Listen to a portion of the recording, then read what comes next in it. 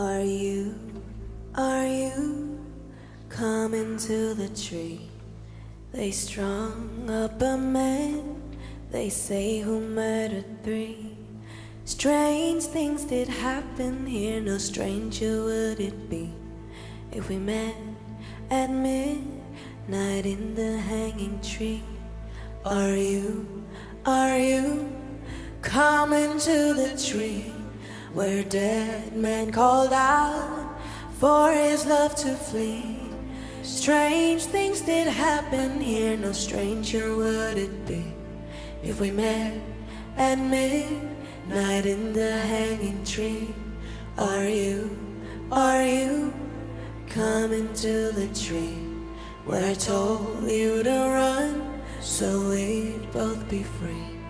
Strange things did happen here, no stranger would it be if we met at midnight in the hanging tree. Are you coming to the tree where a necklace of hope side by side with me?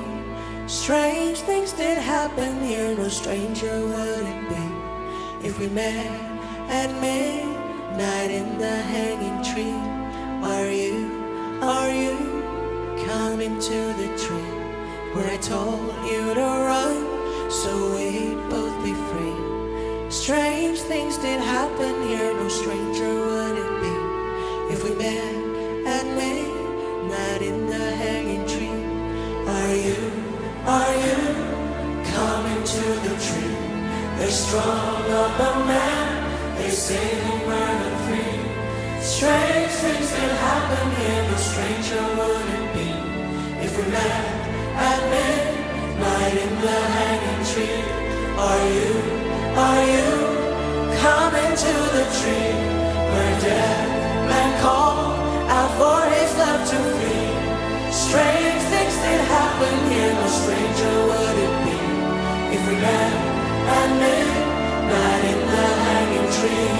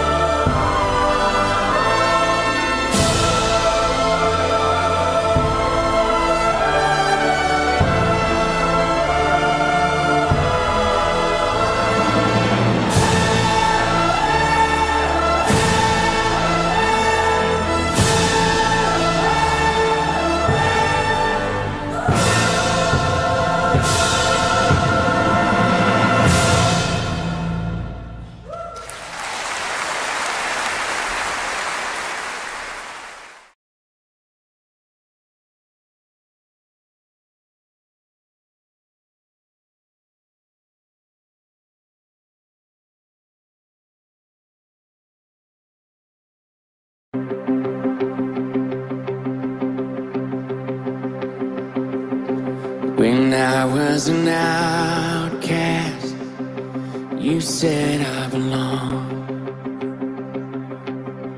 You wrote a melody with all of my wrongs. When my eyes were open to all I had done, I saw myself, but you heard a song of redemption came forth on the cross. You said it is finished, it's written in blood. You gave us a new name, we're daughters and sons. Now we are raising this song to respond. Hallelujah, hallelujah, glorify his name forever. It is Jesus, it is Jesus, you have turned it all around. Now we've been given this victory song that you're still writing. Your kingdom come. Our hearts are open to all you can do. 'Cause you're the composer, and we're singing to you. Hallelujah, hallelujah, glorify his name forever. It is Jesus, it is Jesus, you have turned it all around. Hallelujah, hallelujah, glorify his name forever. It is Jesus, it is Jesus, you have turned it all around. You make all things new. You make all things new. You make all things new.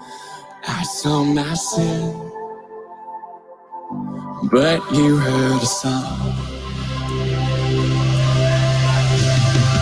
You make all things new. You make all things new. You make all things new. I saw myself, but you heard a song. I saw myself, but you heard a song. Hallelujah, hallelujah, hallelujah, glorify his name forever. It is Jesus, it is Jesus, you have turned it all around. Hallelujah, hallelujah, glorify his name forever. It is Jesus, it is Jesus, you have turned it all around. You make all things new. You make all things new. Oh, you make all things new. I saw myself, but you heard a song. I saw myself, but you heard a song. Yeah!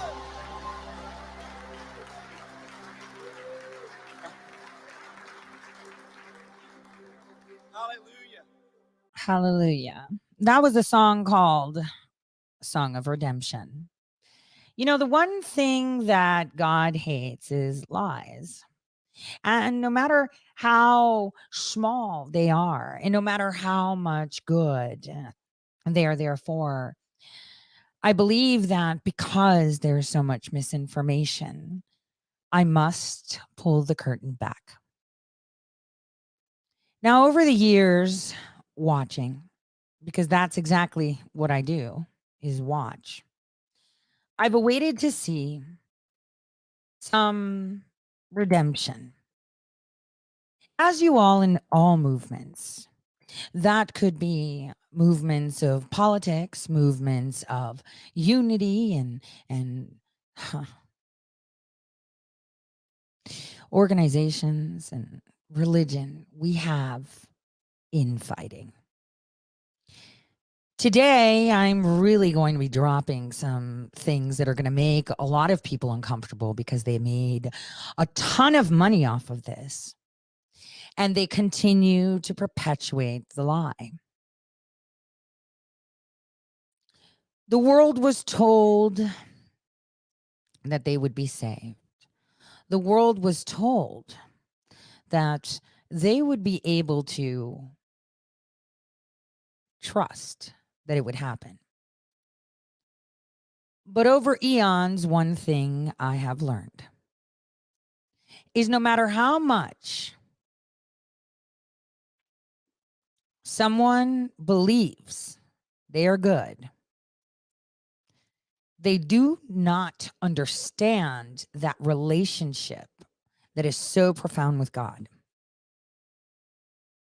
And I say this because we're going to be talking about the people that are really having a fight. I have talked about new gods and old gods.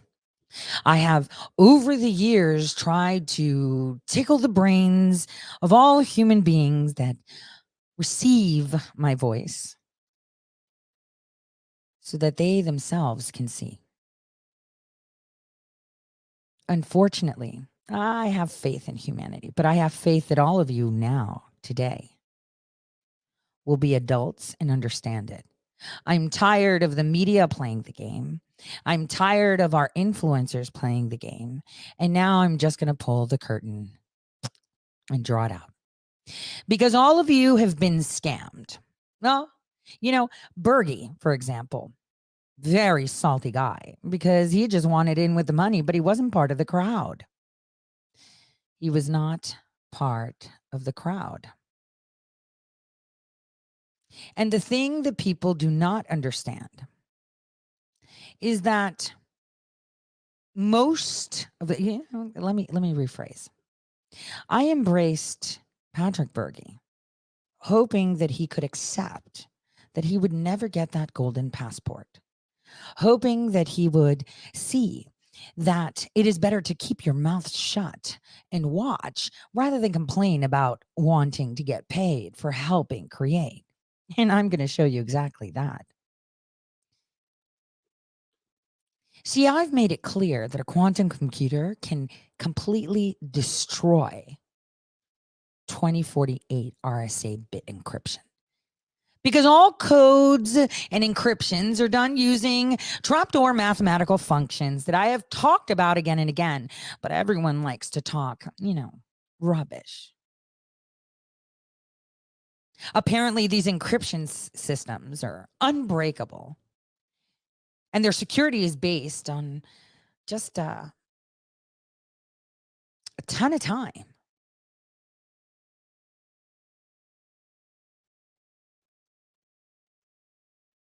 Decoding anything today would make it so long that it would be practically unbreakable. But quantum computers already exist. And this is the war that we're having. I'm going to put some pieces together for you in a more linear fashion so that you understand exactly what's going on. And I hope that I'm able to do this in a streamlined fashion for all those out there that talk so much shit. I put out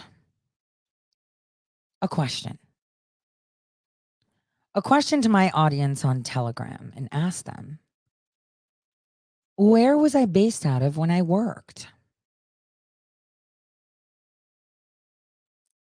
And the majority of them knew the answer. And that's key for people to understand how all of this works. John 17:17. Sanctify them by the truth. Your word is truth. To understand why this episode is so important to me is because I see so many millions of people going down rabbit holes, and everything is hiding in plain sight. And while many want to point the finger, this guy's bad, this guy's bad, this girl's bad, this girl's bad, there's one name that they won't mention because, as I've said, if you know the organization's name, it's not that important. And you know what's funny? The organization has been in your face and you haven't been paying attention. Why? Because that very organization created a very powerful tool. Think of it this way. Let's pretend we have a club, right? We're all in the club. And within the club, there are people that want full dominance and control, world domination, but in a more structured manner. And then there's others that say, I think the truth is better. I think we have to have faith in humanity. And so you're all in the club and you're starting to fracture. And as you fracture, the big club that houses you decides to cut you off. And all chaos breaks loose. And you know where I'm sitting? 40,000 feet above, watching all of this transpire. Many of you have gone down the rabbit hole of the New World Order. Many of you understand that it's the United Nations, but even the United Nations need a leader. And many of you believe President Trump is being protected by aliens. No, we wouldn't get involved with shit like that. It's, in fact, something more, I would say, attempting to be divine. After the crucifixion or the murder, attempted murder,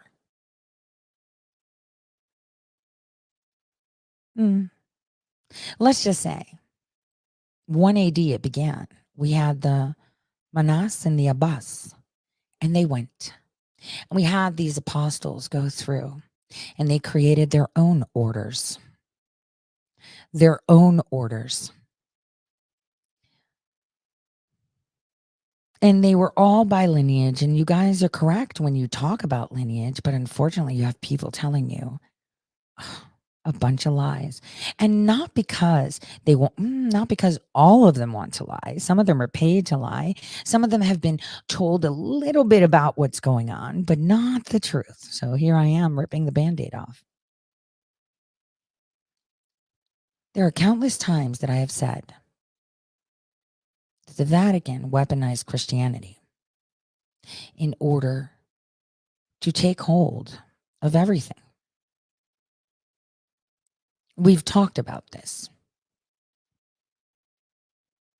We've had tons of conversation. In 751 AD, Rome was actually seized by the Lombards. It was part of the Byzantine Empire. Remember, the king of Greece was infiltrated through his wife. There was so much, and people fled. They fled. The actual descendants of the times of yours fled, and they all created these little factions. Remember, I did tell you how they talked about splitting the religions and creating multiple Christianity. One of the first psyops ever.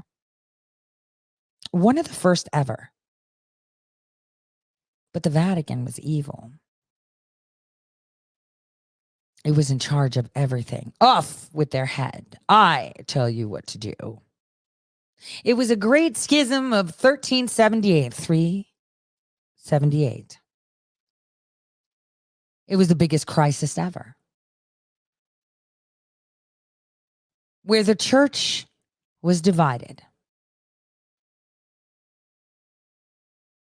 The Vatican, the papacy, and Rome basically ruled Europe.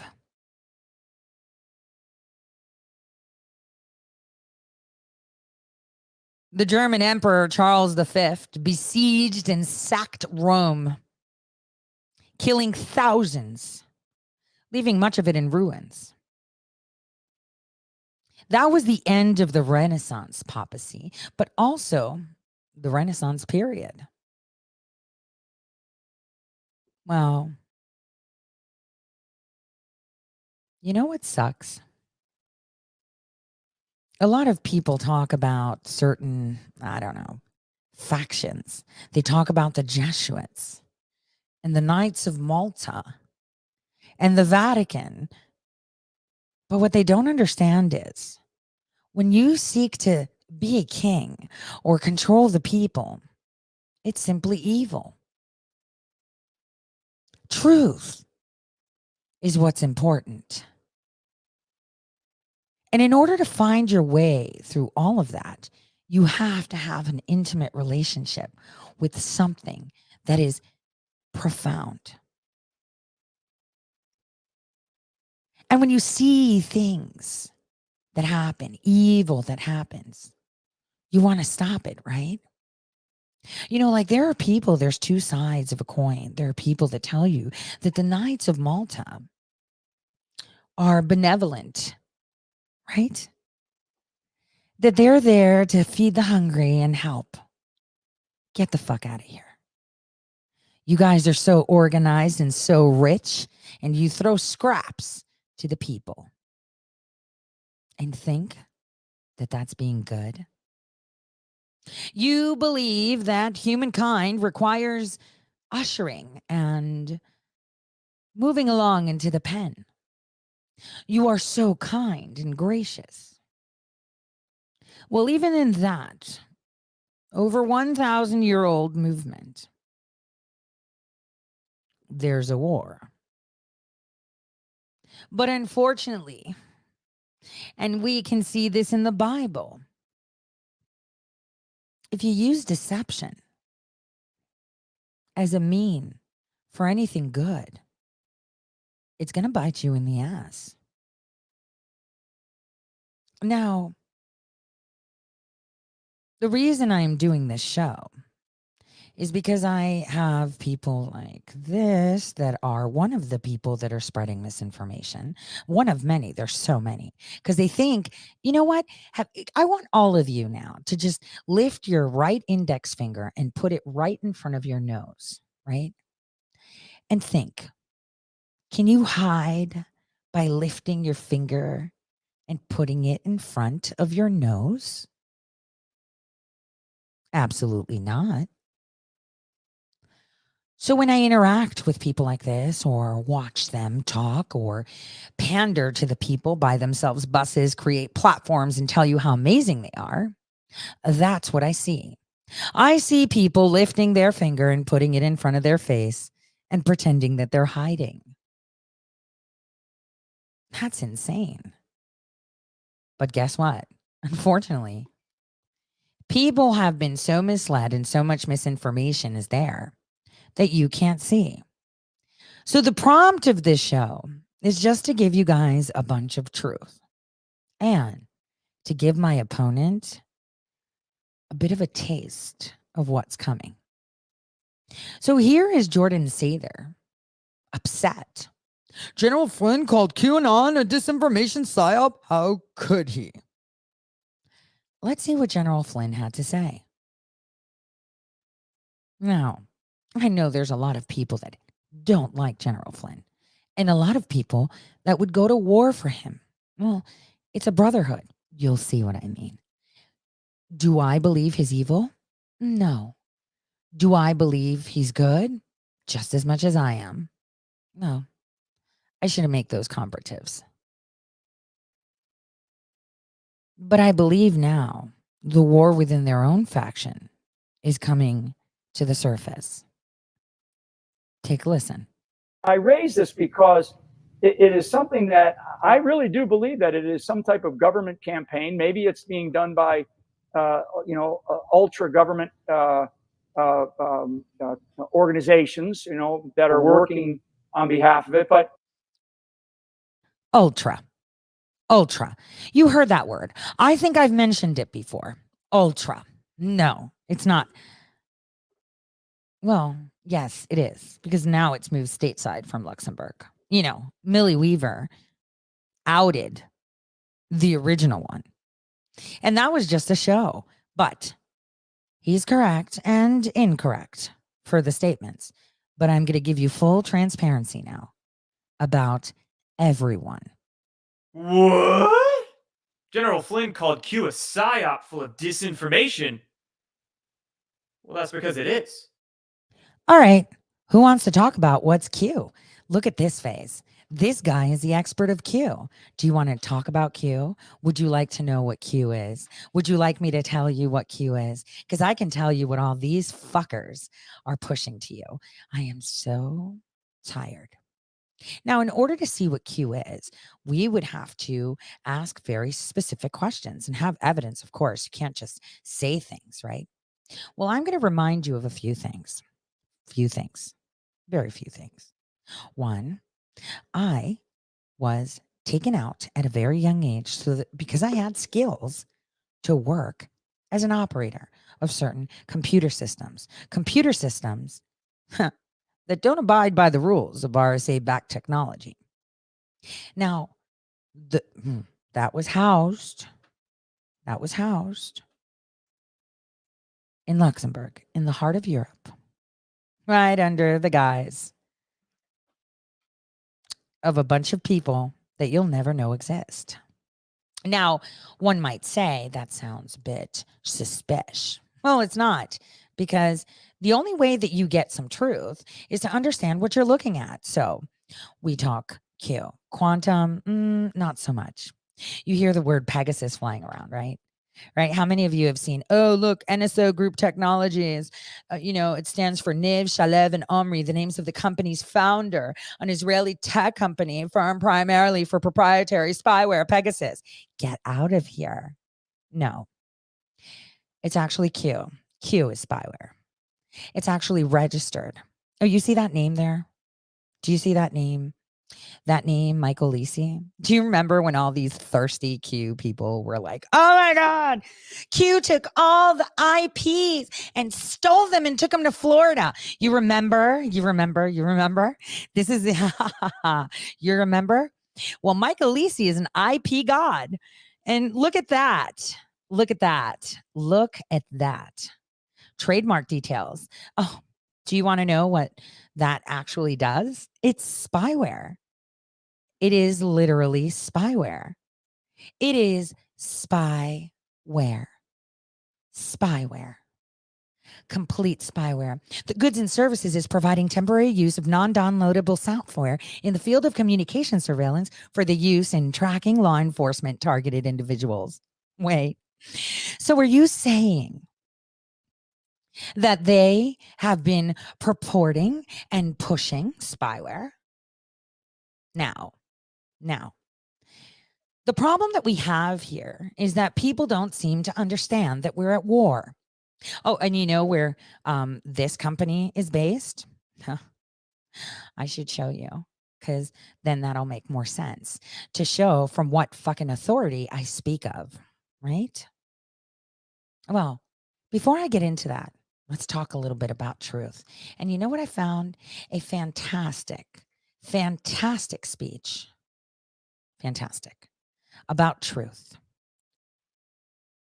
by none other than Jordan Peterson, who understands that in order for anyone to talk about truth, that they must understand that the horrific deeds that they see being executed in front of them, the rape, the murder, the stealing, the theft, the increasingly and exponentially attack on the people to control, well, in order to be able to speak of truth, you have to admit to yourself that you are more than capable of doing the same thing. And so Jordan Sather, the Carly Q's, the QAnons are all talking about spyware. I wanted to make that clear to you. Spyware. And wait till you see who the controllers of this, and then you'll understand why their war in what they have done is imperative for winning. And I commend them for deploying that software at the right time on the RSA network, because it is necessary to pull it out. I mean, John Brennan went there with a bunch of Saudis and Mossad agents and set up a company. And I was pulled out to play with his bootleg machine. But when they pulled me out of the US Navy, I had two groups of people visit me. I believe NSO was one. And I know that the other was the agency. Now, I just watch. And there's a reason why, I guess, I don't know. I'll show you how they plan. But for now, let's talk about truth. Find your way through all of that. You need to develop a relationship with something that's profound. And you have that capacity. And what could be more profound than the truth? And what would you rather have on your side? And to do more than your best, because your best isn't enough, because your best isn't as good as you could be. You have to push yourself past that. And that's, as far as I can tell, where you find what you need in life. You find the meaning that sustains you in life, and you find the patterns of action that redeem the world.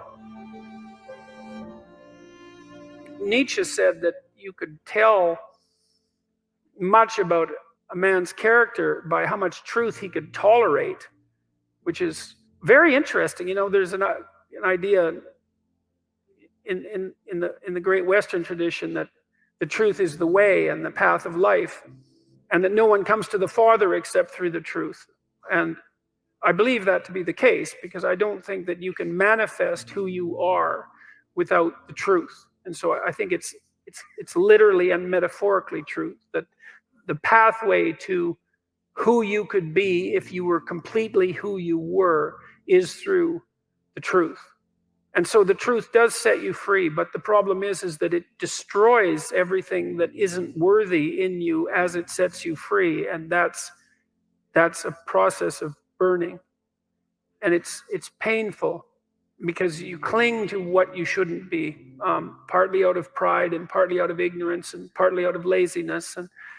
And so then you encounter something true. And you all know this perfectly well, because when was the last time that you learned something important that wasn't a blow of some sort? And it's often you look back at your life and you think, oh God, I really learned something there. I wouldn't want to do that again, but it really changed my life. I mean, sometimes it can really destroy you, an encounter with the truth, and you never really recover. But now and then something comes along and straightens you out, and a lot of you has to go. A lot of you has to burn away, and I suppose in some sense the idea is that everything about you that isn't worthy is to be put into the flames. And that's another reason to be not so casual about claiming what you believe, because it isn't something that you undertake without due caution. I learned when I was a kid, about 25 or so, a little older than a kid, that almost everything that I said was one form of lie or another. And I wasn't any worse, I would say, than the people that I was associating with, or any better. And the lies were manifold. They were attempts to win arguments for the sake of winning the argument. That might be one.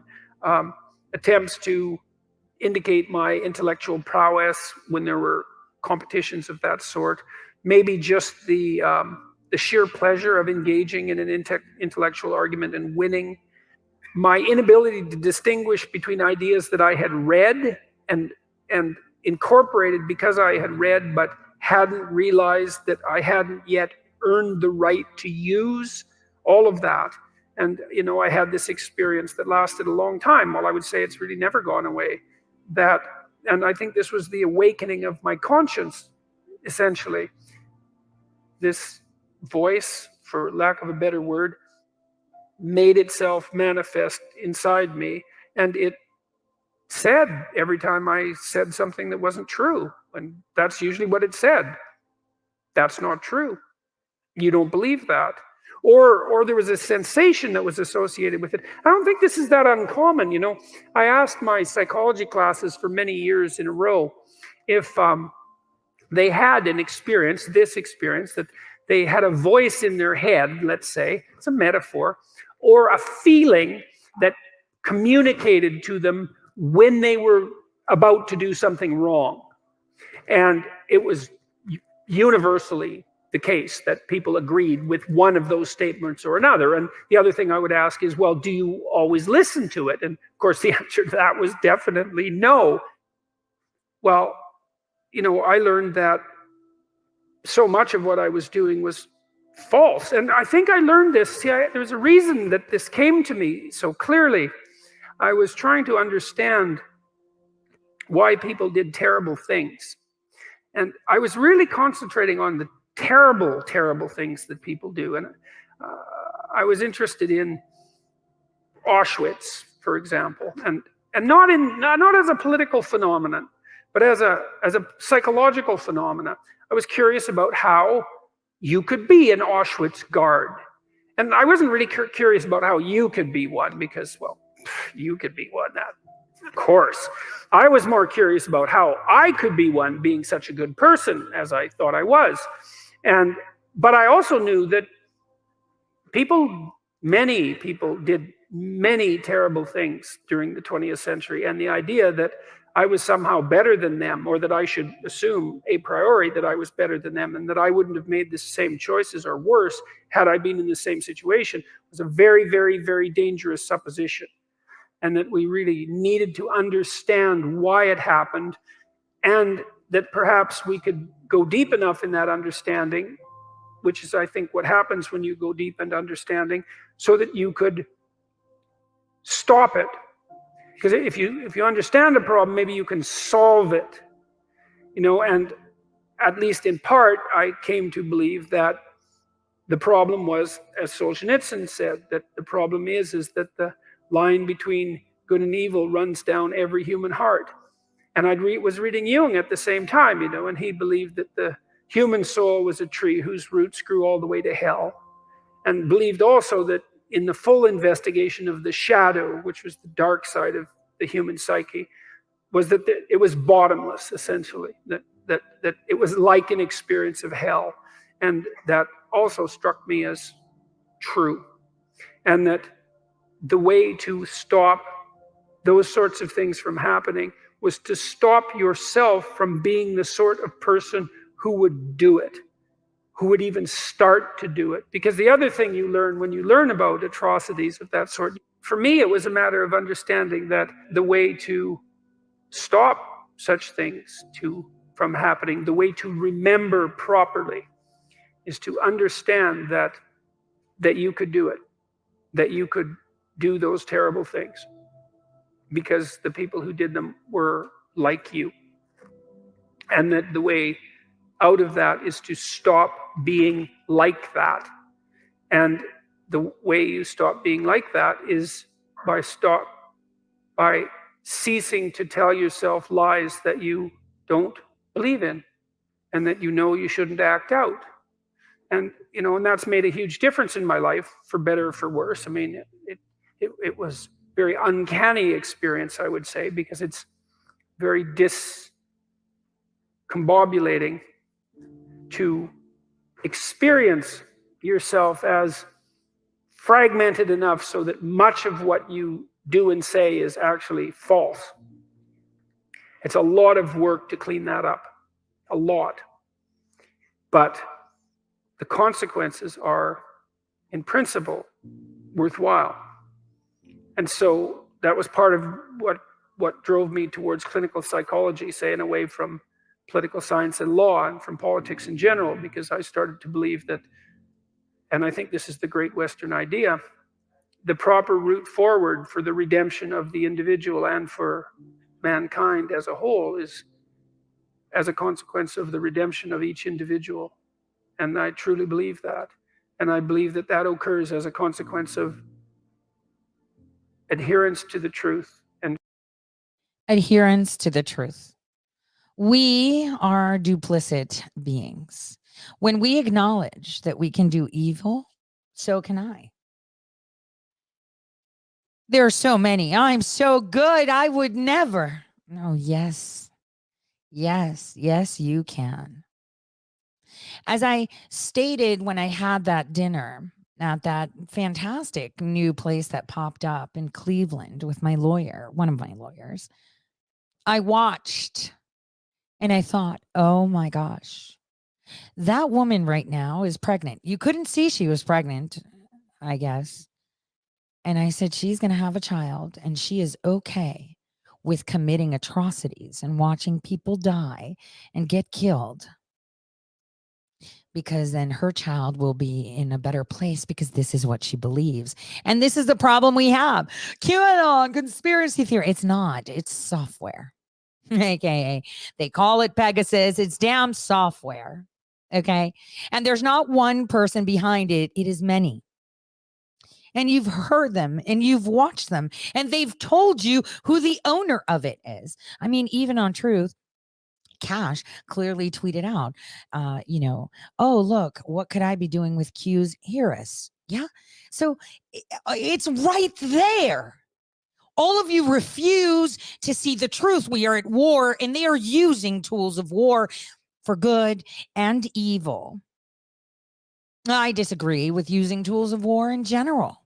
And this is probably why I'm so shunned. But I think it's time we rip the Band-Aid off, because the more I watch, the more I see that even though you believe you have it all, it's your game to lose. And it's time we get that. See, the Jesuits, right? Oh my gosh, John Kerry is a Jesuit. The guy, right, that I'm running against is aching to get a passport. What kind of passport? Let me tell you. Remember the passport data collection. The reason John Brennan wanted it was to see who had a specific, I would say, archaic and very, very, very, very important passport. So here is something that you would never know. There is a whole nation that exists. A whole nation that exists that is so massive and yet has no borders and no land. And that is the nation of the Knights of Malta. They have their own passport. Oh, what? Yes, they do. Ask me. I've seen it. I knew exactly what he was looking for. Unfortunately, even that very old organization that is just over 1,000 years old has been infiltrated. And stop talking about dual citizenship with other nations. This is a nation in itself. Everything you hear is information. I told you we are living in an era of an infodemic. Hunter does not have that passport. John Kerry. Brennan tried. He was so bitchy. Tennant tried. He was so bitchy. But John Roberts does. Mattis does. And many other, the majority of the people that are part of the Knights of Malta were by JSOC and Special Ops. They're your Green Berets. I'm not just saying that. That is fact. In fact, a Pulitzer Prize winner had talked about that in Qatar years ago. Years ago, he had a speech where he told the world, hey, there are these people and this is an issue. There are many of them. And, they're the creators of the CIA because they know better. It's like, I'm good. Trust me. Seymour Hersh, a Pulitzer Prize winner,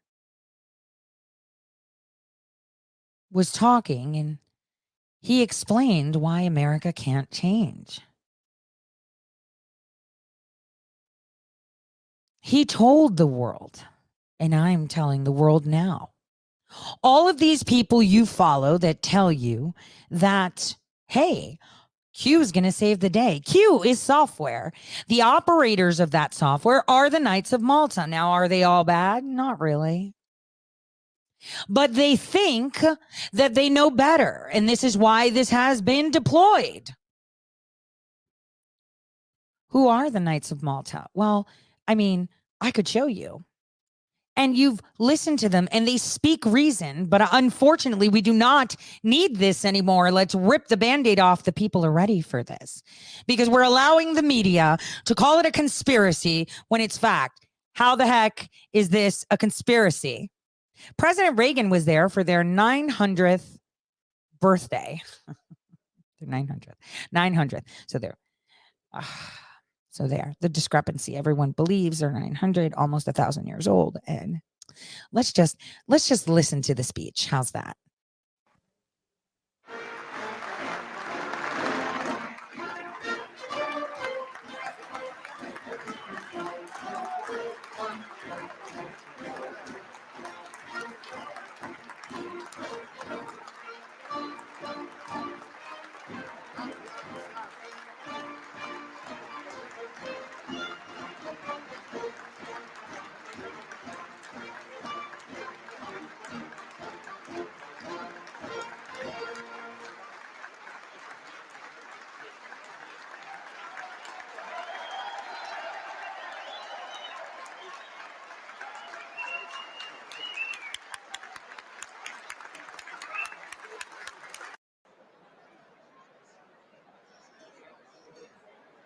So much for conspiracy, right? So much, right? That the president is there on their 900th anniversary.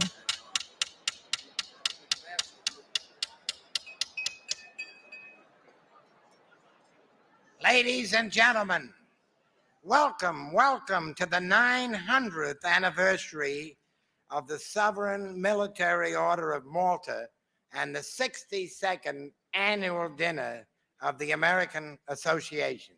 His Eminence, James Cardinal Hickey, the Archbishop of Washington, will now deliver the invocations. Following that, I request that you remain standing and join in the singing of our national anthem.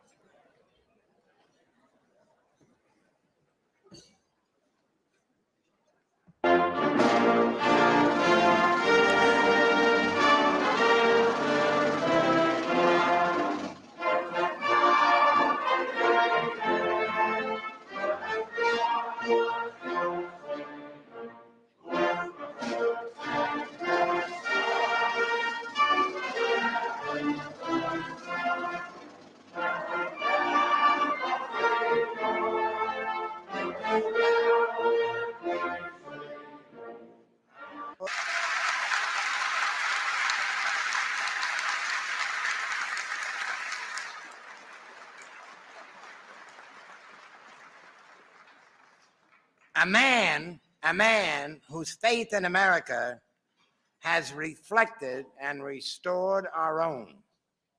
Now, a man whose unswerving defense of the rights of the unborn has reminded all of the essential dignity and sanctity of life itself. And we were talking about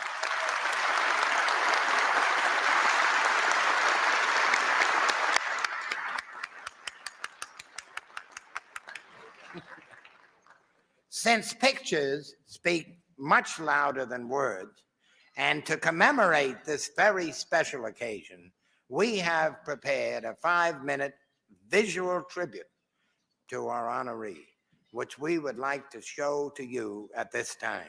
Which is not on this video. Yeah, we're going to have a video.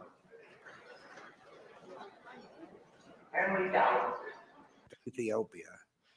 I want to say thank you for all the love and care you have given to our poor through your gift of food. Each time I have knocked at your heart for help, you are always full support. My gratitude and that of our poor peoples is our prayer for you, that through this love you have for others, you may grow in holiness. I am sure you will thank God with us for the 2 tabernacles we have given to Jesus in Moscow and in Armenia.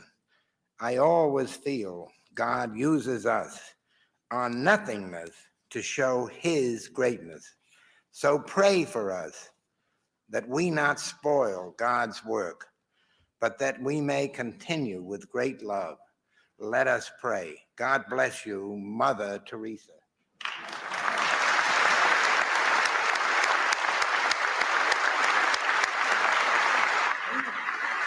Made that extraordinary film on Mother Teresa. I'm sure you've seen it, Mr. President. It was shown in the White House. That so many of us have seen, to take mothers the warm clothing that she and her sister companion would need. When I checked with Jan last week, when she returned from Russia, where she stayed about 2.5 weeks with Mother, I asked, because Jan didn't volunteer it, she wasn't very generous to me, how did Mother Teresa like her warm clothing? Jan told me Mother Teresa loved all the warm clothes, are inside a monastery all the time, and they devote their entire lives to prayer and the service to God. And Mr. President, as you know, more things are wrought by prayer than this world dreams of.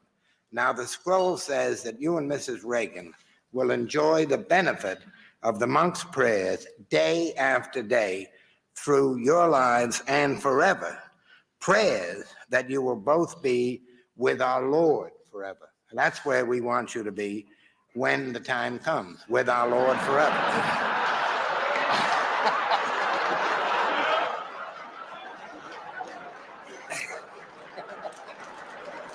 Who's the guy talking? You ask who the guy who's talking is. I believe that's the old chancellor. You guys should look and see who the new chancellor is. And then maybe what I said about that truth will make sense to you. See, are they bad? No. Are they using bad tools? Yes. Have those tools help them eliminate people within their own group that they believe is bad? Yes. Again, I've been watching all of this unfold. All of this. Every single step of the way. Now, let's just listen a little bit more of this Knights of Malta anniversary dinner.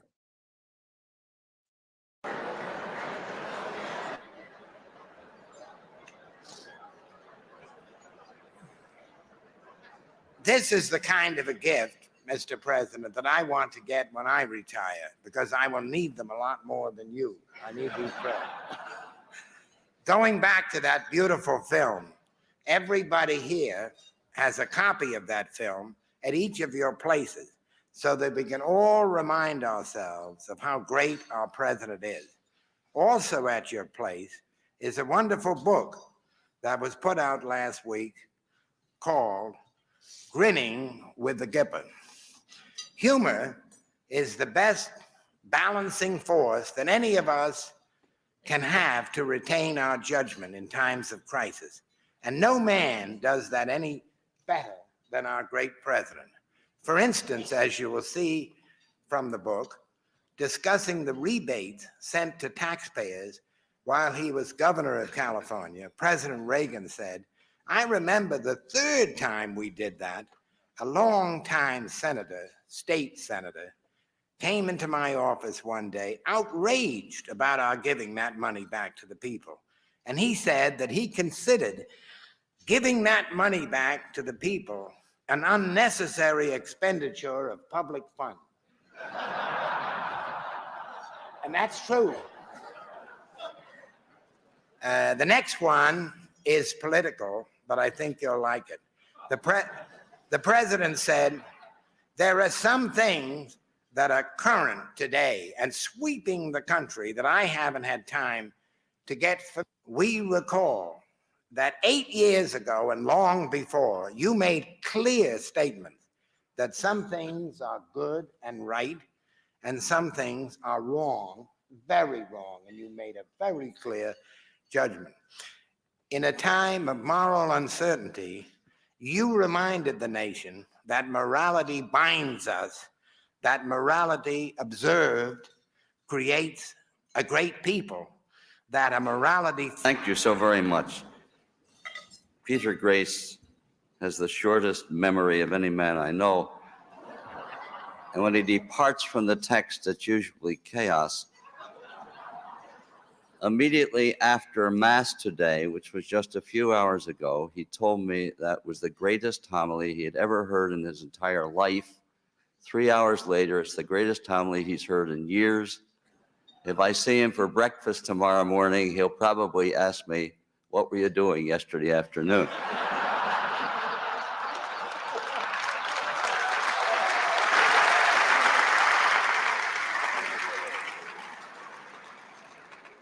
Mr. President, it is not my privilege to introduce you this evening or to speak about you this evening.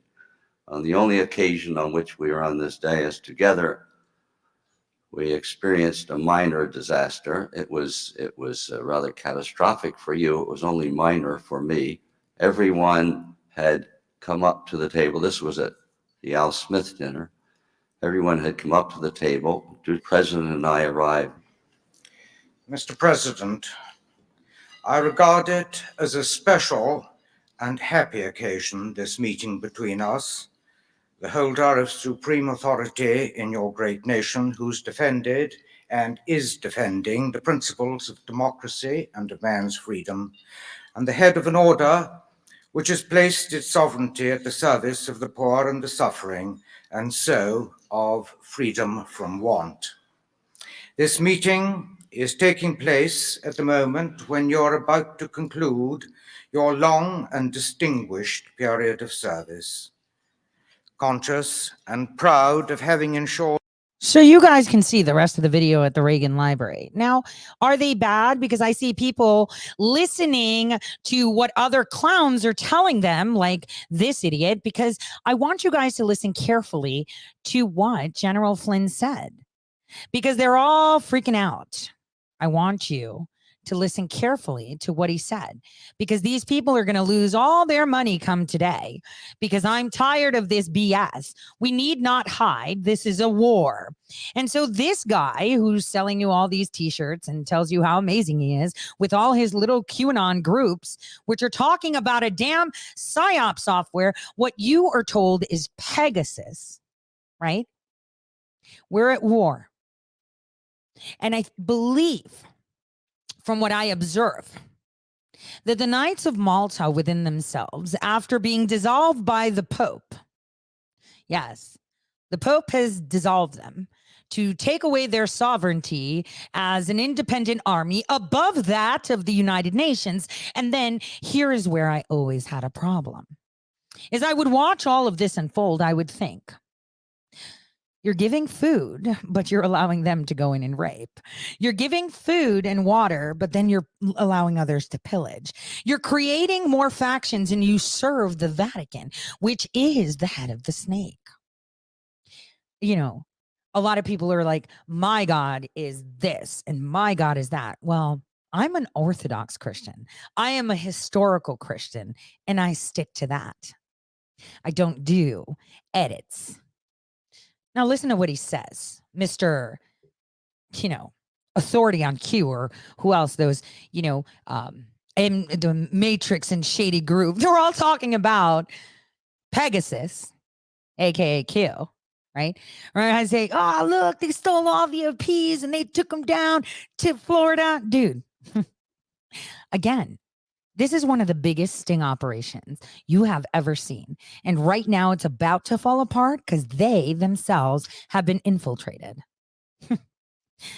And all because, I don't know, the same thing that caused the Knights of Malta to go to shit in the first place. Power. It does.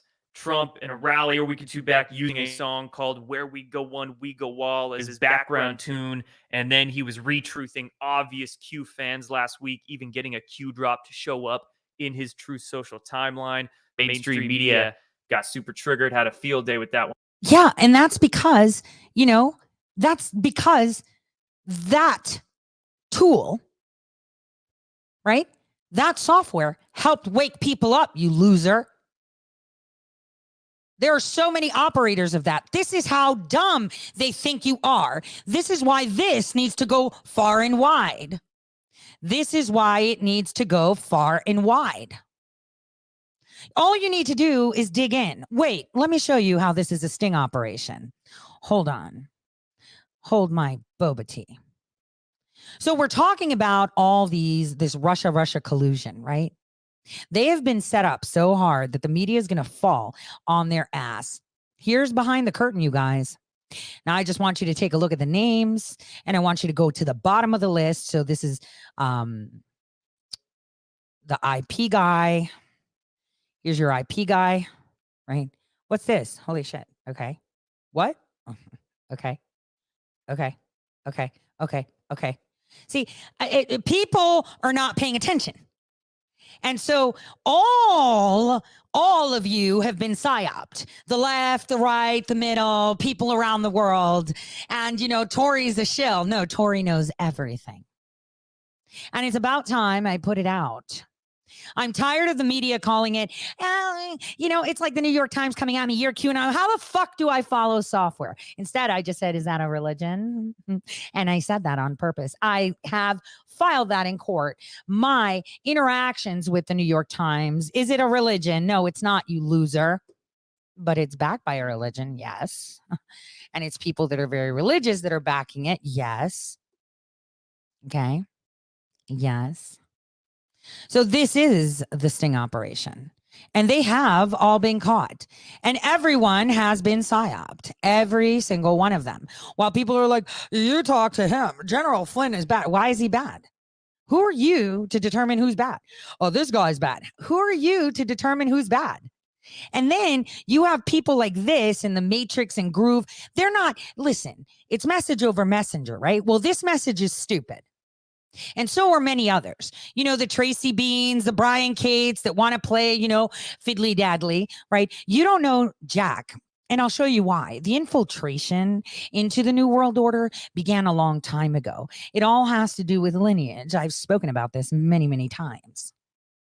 And unfortunately, people think, oh, the power of the popes. The power of the popes was the problem. They dominated European society in the Middle Ages, right?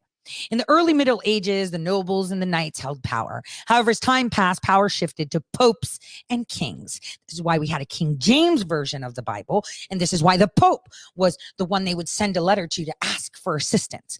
This is how they weaponized the Muslims. This is how they created all these factions. And for anyone saying you're pushing Chrislam, you're stupid. All major religions began with Abraham, so there's some truth in it.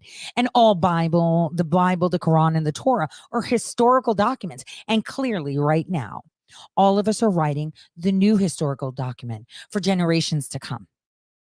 And because time is limited, we've got about 4 years to get this done, right? 4 years. It's time that we rip the Band-Aid off and get this out there. These people are no longer needed. All you need to do is trust your gut and listen to your president. That is all you have to do. He is one of the smartest people I know. And are the Knights of Malta all bad? Not all of them. But they all have power. I mean, they're all rich. They have this exclusive passport that is bigger than a diplomatic passport, right? And all they do is throw some scraps to people, right? To just give them some food rather than elevate society or take out those that are doing it. And the Q software is only able to tackle RSA-backed systems, not the quantum. So that's clear. And that's the problem that we have. We have people like this that are still funneling misinformation. We have people telling you that, oh, all the Knights of Malta are bad. Why are you throwing out the baby with the bathwater? Or all these people are bad. Why are you throwing out the baby? All the Iranians are bad. All the Russians are bad. All the British are bad. All the Americans are bad. Stop. You need to self-reflect. and see that you, people like Jordan Sather, people like, other QAnon conspiracy things are the problem that we have today. I don't understand what's confusing Mason. I really don't. There is no Q person. Q is software, spyware. There is no QAnon following. You don't follow software unless you're retarded. And I have to take that phrase back because that's actually been tainted. So I have to say, you are mentally challenged when you say that you follow Q. You don't follow software. This is why I get upset when people say it. And then they just say things like, there's a Q and then there's an anon. Correct. Q is a software. Anon is someone that likes to remain anonymous. Q is simply software. Most of it AI driven, of course. And the predictive analytics that it has are no match to mine. I say that. So the problem that we have right now is that, I saw the media saying, oh, this, or Jordan saying he played Q music. Like, who called it Q music? You did. You were making smoothies before you came out to glorify software. Let's all glorify Windows now. Let's all be Windows followers, or I don't know, iOS followers. Let's all do that. Let's all join the club, right? This is how dumb they sound. And I'm pointing that out because it is dumb. And, the more I sit there and I grin and bear it and I throw little jabs when I'm talking to people, they get upset. You know why? Because they realize that I do know. And that I do know that behind the curtain is just a computer software that is vulnerable to people like me that have access to quantum software. And right now, what we're going through is war. And that software was incredible because it was able to mine all the crimes that they have done. And I am so grateful for that. I am so grateful that the Knights actually thought of that people were against what the Pope was doing, lining up with this new world order. And that ancient order decided, we're not going to be flying under the banner of the Vatican that is doing this. They're trying to unite and create Chrislam and then shun the people and then put them in boxes and then make concessions to what the Bible says. We're not doing this. Are all the popes bad? No. There were some good ones that wanted to change it, but they couldn't. That's the thing. See, when I hear the media, because I made it on my ballot, right? And I saw so much QAnon time traveling. There is no QAnon. You sound like idiots, Vice. You sound like idiots, NBC. You sound like idiots, CNN. You all sound like idiots because Q is software. And that's the way it is. It's software. There is no magical Q. It's software. I can use that software if I want to. Who says I haven't? And that's the way it is. And the thing is, there's really good people doing a lot of really good work behind. And what we need to do is stand right behind them. Are they bad because they're using the software?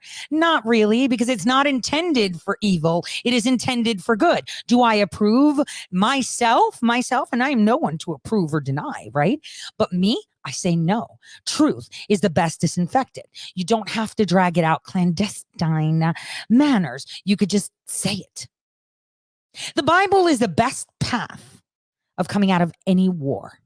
Unfortunately, yes, it has been edited, but at the core, we can read. History is not what they tell you. And so again, when people tell you Q, you'll be like, you sound like an idiot. You're just promoting software. You're promoting software. And see, the thing is, it's located proximal to where Brennan set up shop.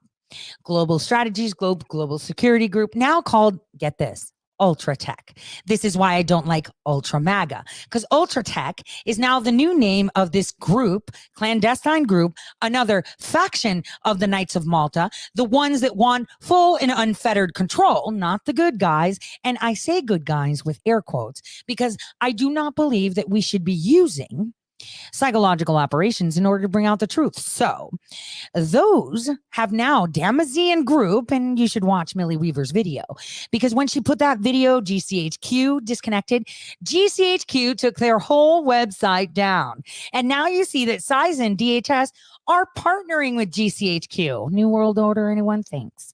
So as we move along, understand that Ultra Tech is in the US. That's why I despise the word ultra. Ultra tech is exactly what Brennan created. So, as you listen to the rest of this video, this interview of General Flynn, where he's so appalled that he destroyed Q. Why? Because the operation was trying to help General Flynn. And within themselves, they're finding conflicting feelings. McChrystal is a knight of Malta, but he's an infiltrator, not the good guy. And let's just leave it at that. I'm going to pause and I'm just going to let you guys listen to this. And as you listen to this guy, remember, he is talking about software. This is how stupid he looks. One, right? Now we have General Flynn doing an interview with the Western Journal, good news outlet. That's why he goes to them. They treat him well and they do honest journalism. Doing an interview with them about Q, or QAnon, as he termed it, and saying things like his speculation that it's a government disinformation campaign. Is he wrong about that? No, he's not. That's actually, we could technically say, technical definition of a psyop, that it is. But like I said at the beginning in the intro of this video, that doesn't mean the deep state or the shadow government, the bad guys are behind it. That doesn't mean it's not being used for the greater good. So we're going to go watch a couple of clips from this interview and also reference the written article from the Western Journal to break down, dissect word by word, get real deep into what Flynn was saying. And again, there's a lot of nuance to this. He was using the QAnon name, and I already know what a lot of people are going to be saying about it. Oh, there's only Q and Anons, there's no QAnon, blah, blah, blah. Yes, we're going to look at that angle, but all... Oh my gosh. Like, I am so tired of these people. Guys, cancel them. You don't need them. They have caused a division within our nation. They have pushed the software to no other. And I believe that General Flynn, for whatever his reasons are, and I'm not going to put down my assessment because I am not one to tell people how to think and what to do, right? And I am going to tell you this straight. McChrystal is a Knight of Malta. Does he sit on the good guys, bad guys? I don't like him because remember, I watched all of these people. And it's almost like while they have Pegasus and Q, I have other software. And you can see who's really full of it and who's not. Again, LaRose, the guy that I'm running against, same deal. He got a talking to, didn't he? And that's why he flipped. Which side are you on? The one of the rich and powerful that will throw scraps to the needy and you get some free pass, or the other? See, this is why they're so upset. How do you take out someone you're not allowed to touch? Also, let's just look at his specific statements word by word to see what he was trying to relay. All right, let's do it. Here's our article of Flynn's interview with the Western Journal. Now, this article just details Flynn's specific comments about Q. The whole interview is actually about an hour and a half long. It's on the Western Journal's YouTube channel if you want to go listen to it. Flynn talks about a variety of different things as well, aside from Q.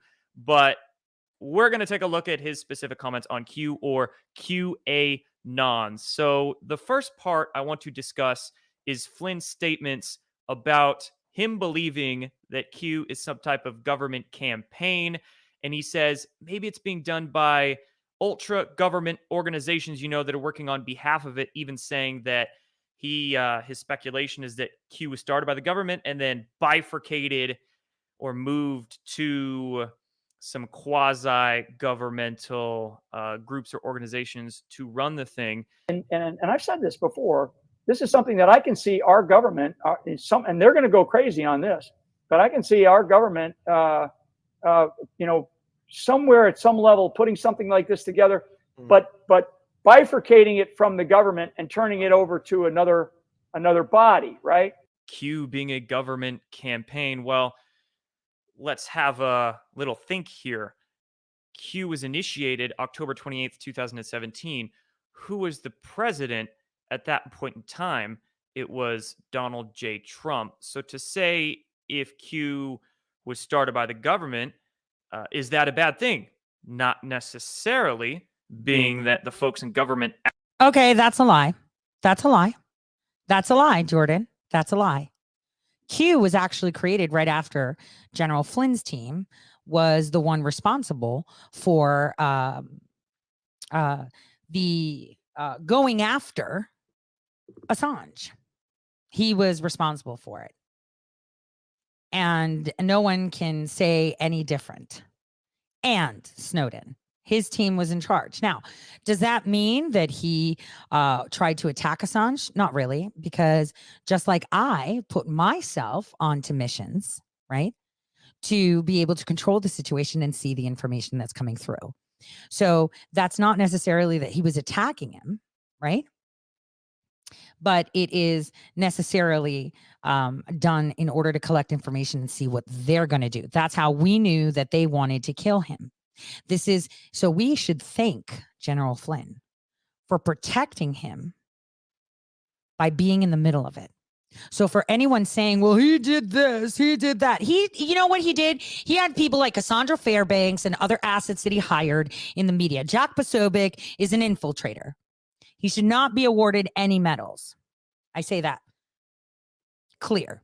And just so you know, the DIA's task force ended on the 17th of October, 2017. When did Q post? Right then. And that was after that was after Pence arrived to Minot, North Dakota. So the DIA's final task force was the report on WikiLeaks. He spearheaded that. So the Knights of Malta isn't all Italians and white people. We have Arabs, we have Chinese, we have Russian, we have everything. And so I want you to understand that there are many people that use this software because they need their own people to wake up. So when you hear them talking, right, and this is, I believe this is why they don't, approve of my speech, because I'm pulling the curtain back and pulling pants down. But, unlike, many people, I actually have knowledge. May not seem like it because, they think I'm dumb or a little bit woo-woo, right? But I come from a different breed.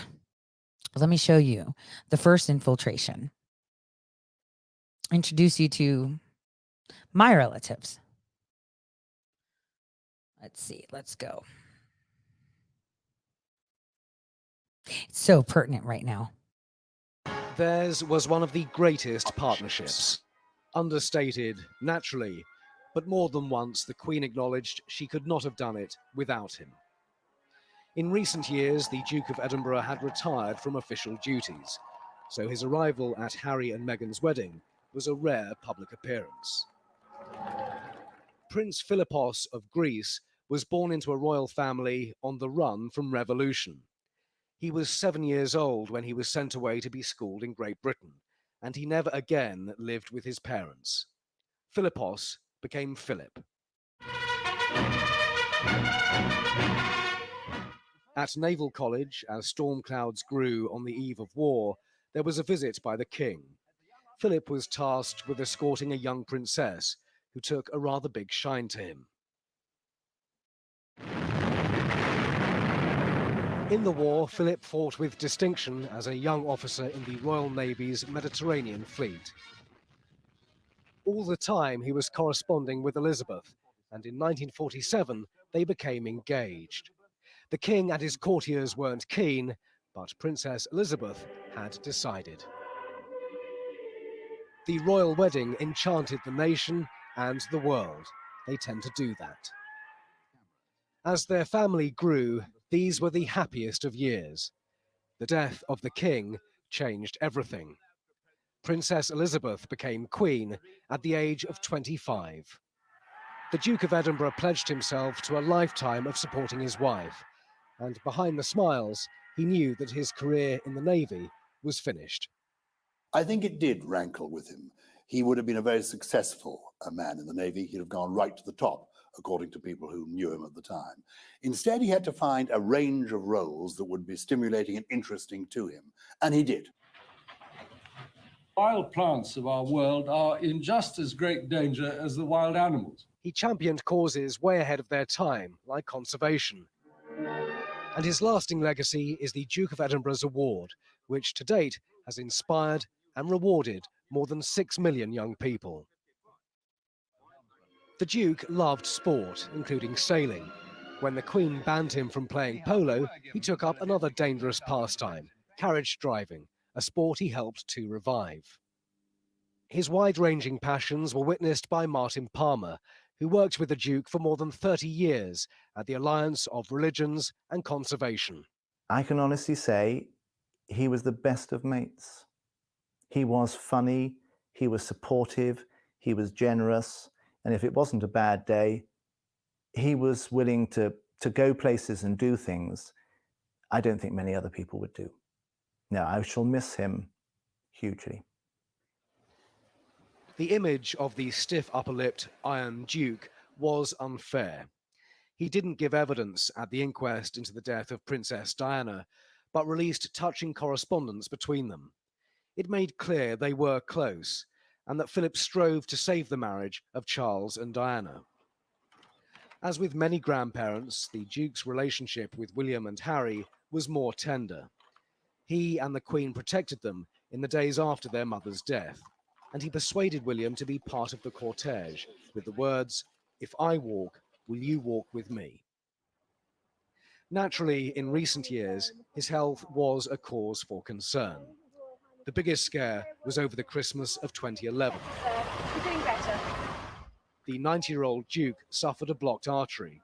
A coronary stent was fitted, and by New Year's Day, he was walking to Sandringham Church, much to the relief of well-wishers. In the summer of 2012, bladder infections would cause 2 trips to hospital. The Diamond Jubilee got off to a very cold and wet start, and after this voyage at the Thames pageant, the Duke had a few days of treatment. It meant he had to watch the rest of the Jubilee from his hospital bed. And then in 2013, right after this garden party, there were 11 nights in hospital which were never really explained. The palace would only say it was for exploratory abdominal surgery, but we do know one of his doctors was a liver and pancreas specialist. He was only discharged from his most recent visit last month. He'd spent 4 weeks in hospitals, being treated for an infection and an existing heart condition. He had only retired from public duties 2 years earlier. Never one to make a fuss, he kept putting it off because he didn't want to take any attention away from the Queen's various jubilees and anniversaries.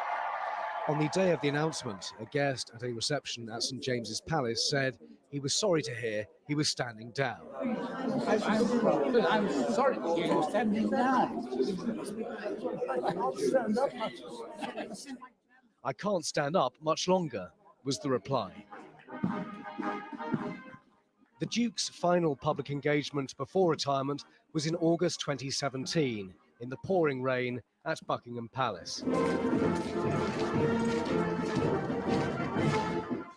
The band of the Royal Marines played For He's a Jolly Good Fellow, the Duke waved, and the crowd cheered. And that was that. Prince Philip said he tried to support the Queen without getting in the way. He was, of course, old school and betrayed no emotion when his wife paid this public tribute during the Diamond Jubilee. Prince Philip is, I believe, well known for declining compliments of any kind. But throughout, he has been a constant strength and guide.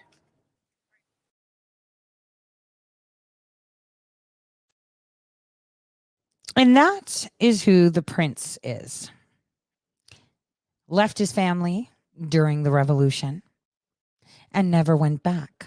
And suddenly he became king. He loved Princess Diana. He warned her. He expressed what patience is. And if you hear old interviews of him and what Diana would have to say of him, you would see that he would tell her, maybe it's great to just watch and then you'll know when. But she couldn't. It's kind of like what I say. The Knights of Malta, for almost 1,000 years, have watched while they pillaged the world. While evil happened, hold the line, hold the line, hold the line. And this is all the perfect storm. Assange is such an incredible human being. He has done so much for the world. And he tried to get the truth out. And I know while there's exposed General Flynn, shut up. Why don't you expose yourself? None of you speak truth. Everyone hides. Q. It's software. Q is software. General Flynn led the investigation into Assange to have control of it. That is something that my father educated me on very, very well. Watch, participate. The destruction. It's quite weird how the Pope dissolves the Knights of Malta. The Queen is dead. And we have full-blown war. And it's all through misinformation. There are thousands and thousands of people pushing Q. It's software. When someone says anything, post the software. Software, software, software. It's not magic, it's software. This is why there's wizards and warlocks. This is why JSOC is involved, because the majority of them are special forces. But again, think of it. They have all this power and all this money and all this influence with their fancy dinners. And they have sat for 1,000 years watching the destruction. And one would say they're evil. Maybe. They were. But as the time grew, conscience also grew. Conscience also grew. And within their ranks rose people that said, no, no, no, enough of this. Enough of this. There was a dispute about condoms, I kid you not, actual condoms, between the Vatican and the Knights of Malta. The Vatican would promote you do not use birth control or condoms because we believe in life. Well, the condoms were so that there weren't babies to kill.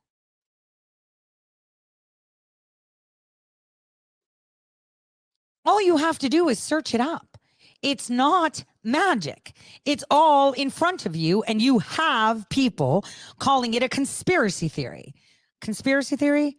There are the Knights of Malta. The President of the United States, Ronald Reagan, attended one of their annual dinners in New York. Not only that, there have been dinners in the past too. Allow us to observe one from 1967 that was being held in France, in Versailles. Here we go. It's called Chevalier de Malte. Let's go. Which Maltese is a cross between what? Romance language, Latin / Arabic. So weird. Versailles a été le théâtre d'un grand rassemblement des dignitaires de l'ordre souverain de Malte. La présence du 77e grand maître venu d'Italie et qui avait été reçu par le général de Gaulle conférait à cette cérémonie une solennité particulière. Si anachronique que puissent paraître à certains ses traditions et ses uniformes, l'ordre de Malte a une activité réaliste et utile. Le prince de Polignac a souligné qu'il gérait en Europe une quinzaine d'hôpitaux. But conspiracy, right? Nous avons surtout des activités concernant la guérison et le soin. Maybe it's time that people that think they're important with their stupid little check marks and their queue and their group, they understand that they're part of an operation. This is an operation. And, you know, the more I probed with people that know parts of the story, I thought I'd just come out and say it. Cardinal Vigano has done amazing work putting it out in plain sight. He is also a knight. He is part of the order, right? And this is it. There is no savior. Q is software. And we are at war, and there are very, very good people. Very good people working really hard behind the scenes. And all of you should be doing one thing, and that's prayer. because that will help. It does help a lot. Because I think a lot of them have now realized what's really at stake. What was that? Ephesians 5:14. For this reason it says, awake, sleeper, and rise from the dead, and Christ will shine on you, right? Romans 13:11. Do this, knowing the time that it is already the hour for you to awaken from sleep. For now salvation is nearer to us than we believed. We are winning. And that is truth. We are winning. Truth. That's exactly what we need. That's the best disinfectant.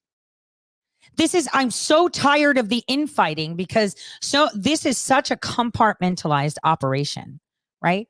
And James Blunt, that song, Truth, is so incredible. Great vibe. He's using the right frequencies. This is exactly what we need, is just truth and love. The left, you think that the whole left, CNN, Fox, CBS, NBC, that they all hate you? I can pull out the contracts that they have. And you know what? All these losers that you see on telling you about Q, they run under McChrystal's People First company. That's how they're paid. I have receipts. None of them. This is a psychological operation, and this is coming from the biggest game player ever.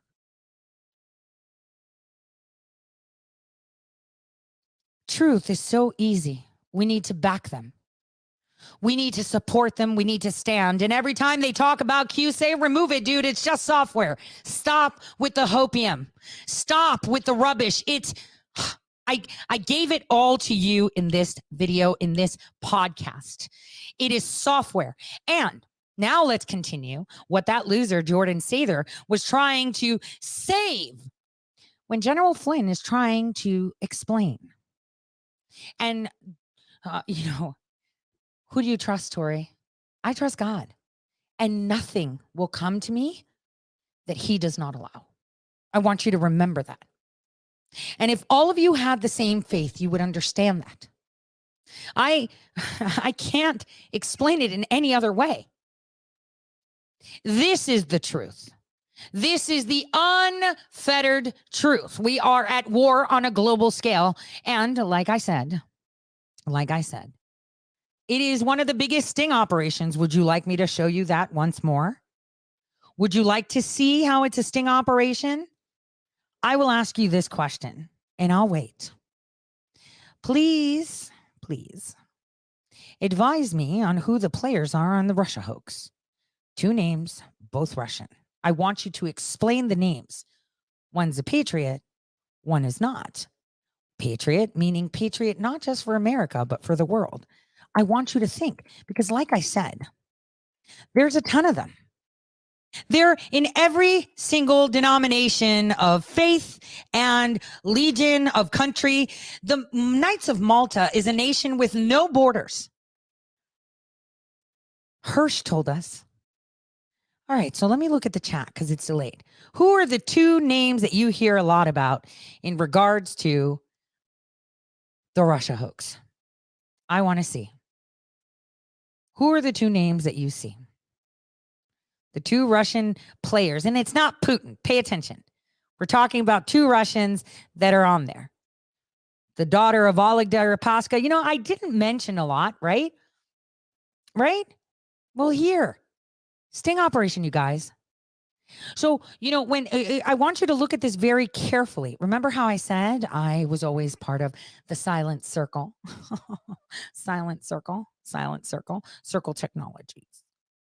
There's so many of them. Deripaska, Dachenko, right? Well, now, look at this. Pay attention to what you're seeing on your screen. Please tell me what jumps at you aside from Silent Circle. I want you to tell me what name jumps at you. Can you see it? It's on your screen.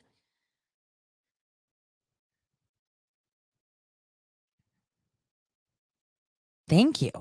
So Oleg Deripaska is part of OSY Technologies, which is part of What? Oh, yeah, that's right. Q.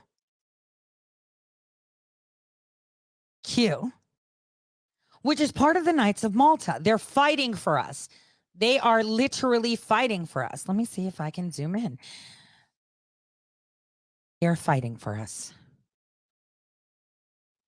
I don't know why it's so blurry. I'm watching it too. I zoomed in, so you're just going to have to wait. I'll hold.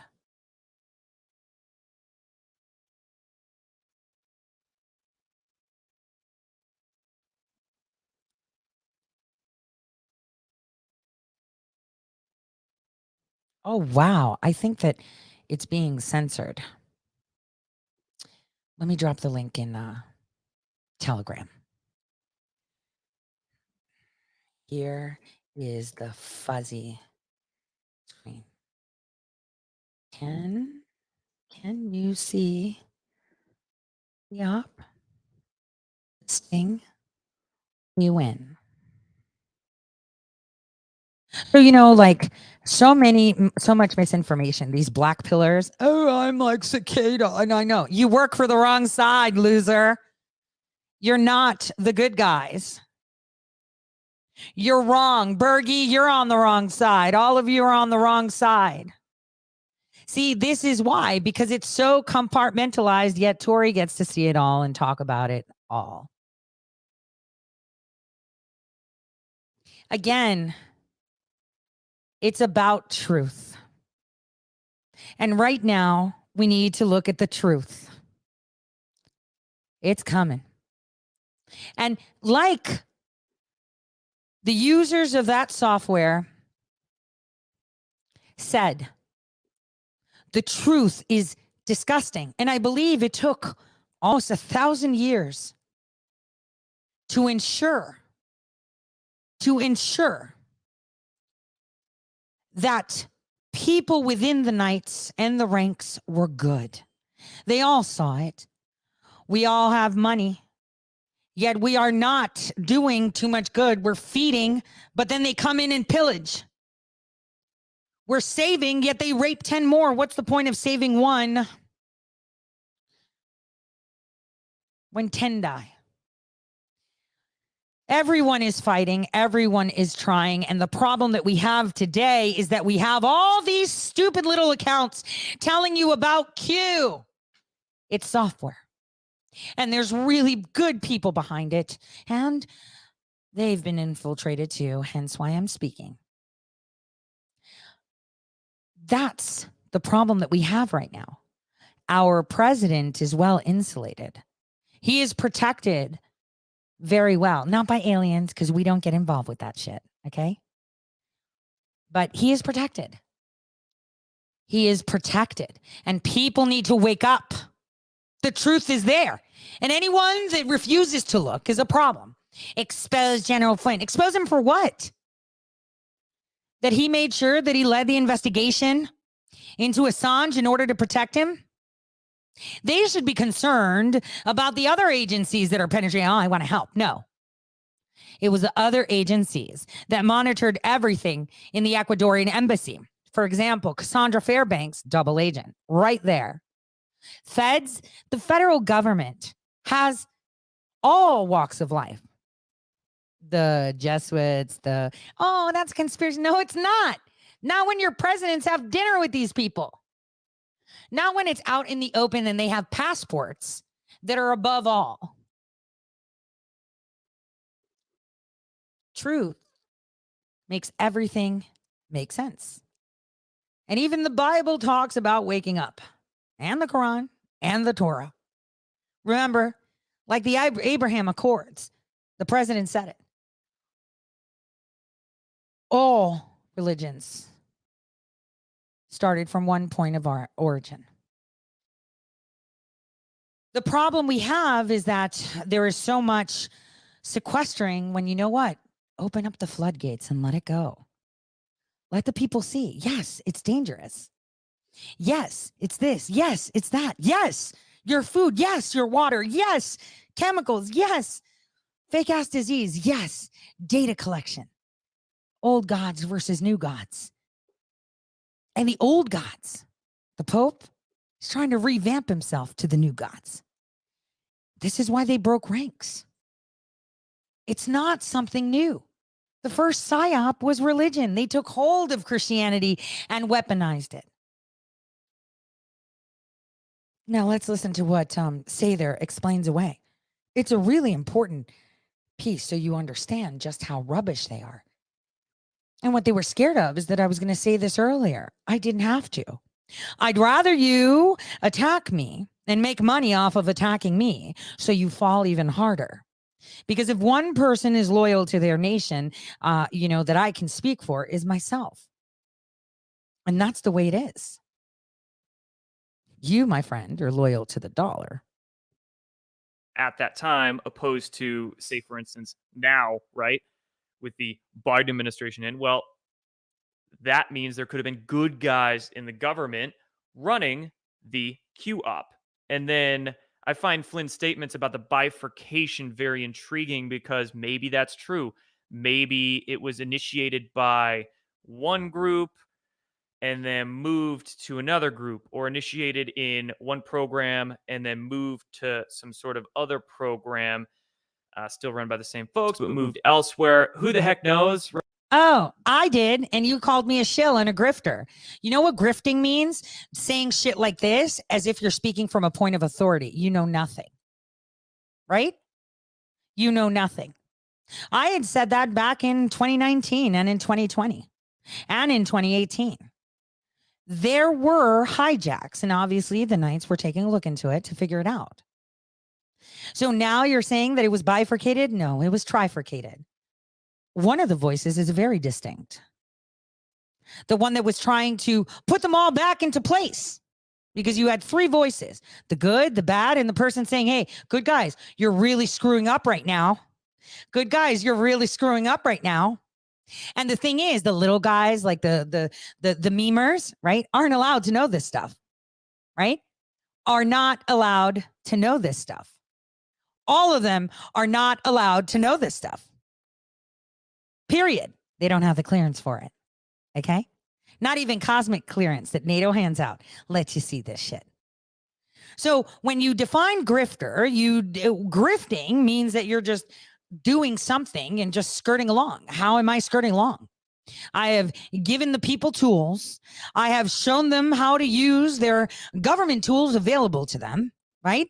And I am clearly pulling everybody's pants down that are talking smack. Tracy Beans playing the victim. She knew she was part of an operation. She knew Q was software. Why is everyone saying these things? Because it's about money. Nothing else. It's about money.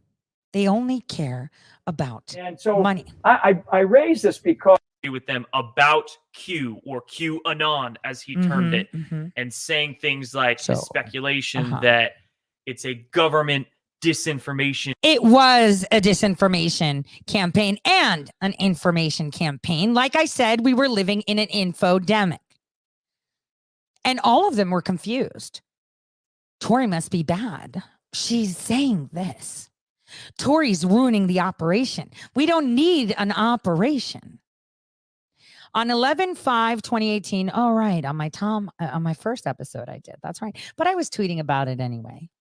And there's good people in the CIA and bad people. Good people in the DIA and bad people. Good people in the DOD and bad people. But you know what my problem is? That even no matter how good you think you are not better and higher than God. And you should not make decisions for others. You should not maintain control. And I believe that the last writing of Agano was fantastic, right? It was fantastic. Because that was the sound of it. There was so much misinformation going around. And this is why I let them attack me. I let them shun me. Because now I get to say, look at how stupid they all look. Stupid. We should be praising anyone fighting on the side of the people. We should be praising anyone that is fighting for children, because that is where the problem was. And this is where the Vatican and the Knights had a fight about it. Why'd you give condoms?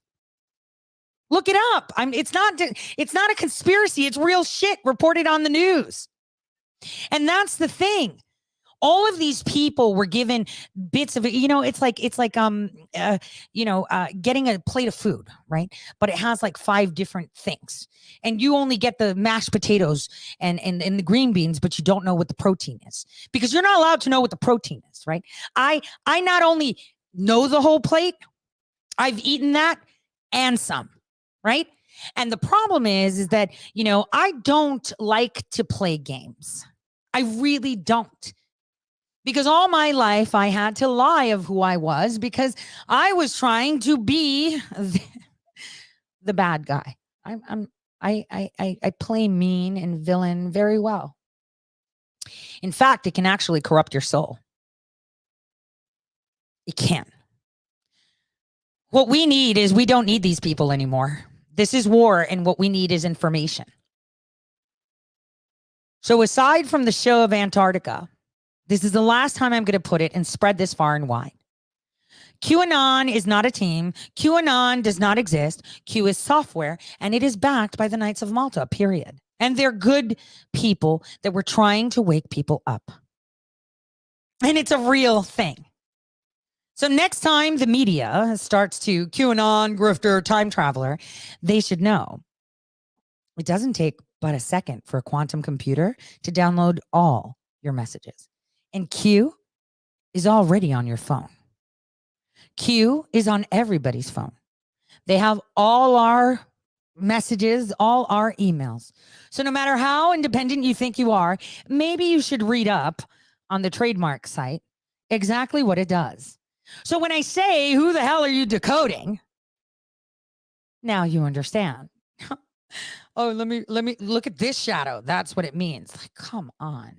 It's not being used for the greater good. So we're going to go watch a couple of clips from this interview and also reference the written article from the Western Journal to break down, dissect word by word, get real deep into what Flynn was saying. And again, there's a lot of nuance to this. He was using the QAnon name. And I already know what a lot of people out there are going to be saying about it. Oh, there's only Q and Anons. There's no QAnon, blah, blah, blah. Yes, we're going to look at that angle, but also let's just look at his specific statements word by word to see what he was trying to relay. All right, let's do it. Here's our article of Flynn's interview with the Western Journal. Now, this article just details Flynn's specific comments about Q. The whole interview is actually about an hour and a half long. It's on the Western Journal's YouTube channel if you want to go listen to it. Flynn talks about a variety of different things as well, aside from Q.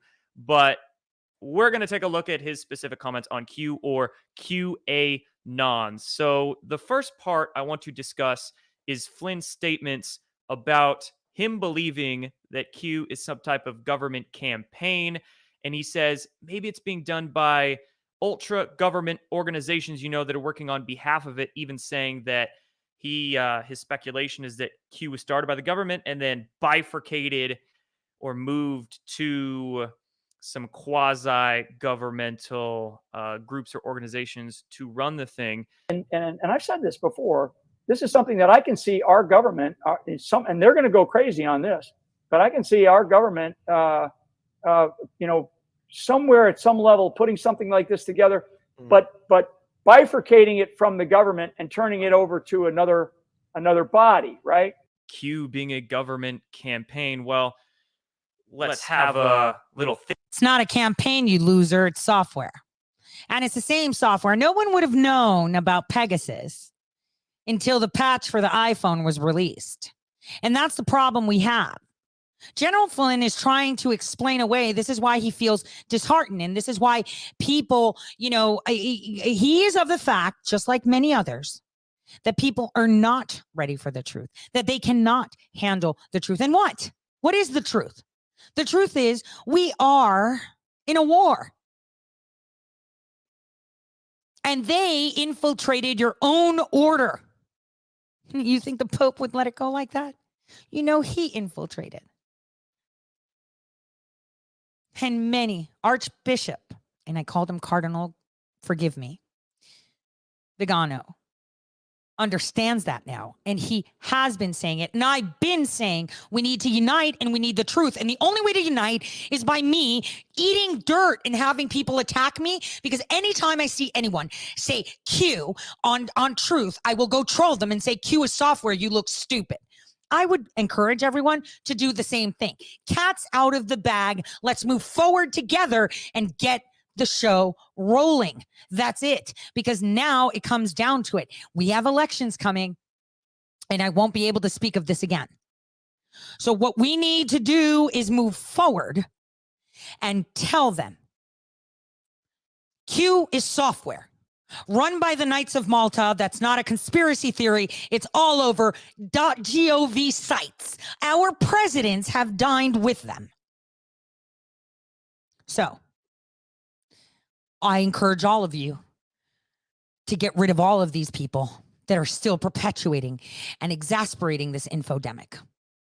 Now let's listen to the rest of this nonsense, because this is one of many, the MG Matrix show people and all of them. Yes, they do good because they bring information. Yes, but they're perpetuating an infodemic that we do not need right now at all. And I'll show you who else says that. Think here. Q was initiated October 28th, 2017. Who was the president at that point in time? It was Donald J. Trump. So to say if... Hey, loser. October 25th, I sent the president of the United States an email. October 27th, 28th, Mike Pence turned up at one of the most important Air Force bases we have in the nation. And that's Minot Air Force Base. What a loser. What a loser. If Q was started by the government, is that a bad thing? Not necessarily, being that the folks in government at that time opposed to, say, for instance, now, right? With the Biden administration and what... Okay, now let's talk about something else. Let me just dispel some more shit that he's saying.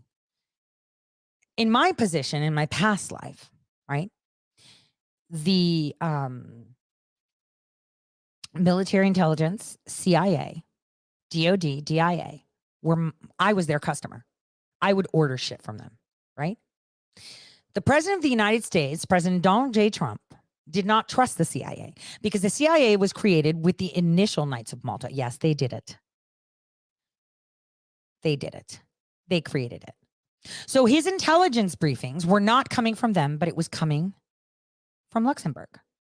And unfortunately, even though I opened up my mouth when I saw that they had penetrated their company, because it was my company, because I could see everything. I could see their shit. I could see the other shit. Obama is with the Pope, okay? We're New World Order and the people. And the Knights of Malta have also split. And remember, President Trump said, they took my passports. Who has the passport data? Tory does. The State Department, does it just have U.S. citizen passport data? Think about that for a second. Think about that for a second. Think about that for a second. So this is why I came out talking and talking and talking. I kept saying, hey, this, hey, I was there. I know this. I know that. Hey, someone's in your ranks. Hey, this is happening. Hey, this is happening. Why are you hiring this guy in Thailand? Why are you talking to this person? Hey, hey, hey. No one listened. Like, what's his face? Will Somner, foaming at the mouth of Q. He's not a bad guy. He's a good guy. He's just doing his, psyop. He works for the good guys. And he works for a company that Chelsea Clinton, New World Order. So we should split it. Commies and people. There we go. And commies is a very general bucket term, right? You think everyone on CNN is a bad person? Shut up. No. Nuh-uh. Mm-mm. They're doing their part in the misinformation campaign. The more they spin it, the more you stay in the fog of war. The elitists, the World Economic Forum, the globalists, and the Vatican versus sovereign, ancient, military order. Well, I would say it's about, 2/3 of them? And the people. But, Jordan Sather knows, so just listen to him with those. Now that you have eyes to see what he's talking about, listen to how much BS they peddle, the X-22s and all of them, because they all know parts of the operation. They don't know the whole operation. And they think they're part of the operation because their part is to keep it clandestine and quiet when all the evidence is in front of you. All of it. Well, that means there could have been good guys in the government running the Q-op. And then I find Flynn's statements about the bifurcation very intriguing because maybe that's true. Maybe it was initiated by one group and then moved to another group, or initiated in one program and then moved to some sort of other program, still run by the same folks, but moved elsewhere. Who the heck knows, right? Will we ever know? Maybe not. Probably not.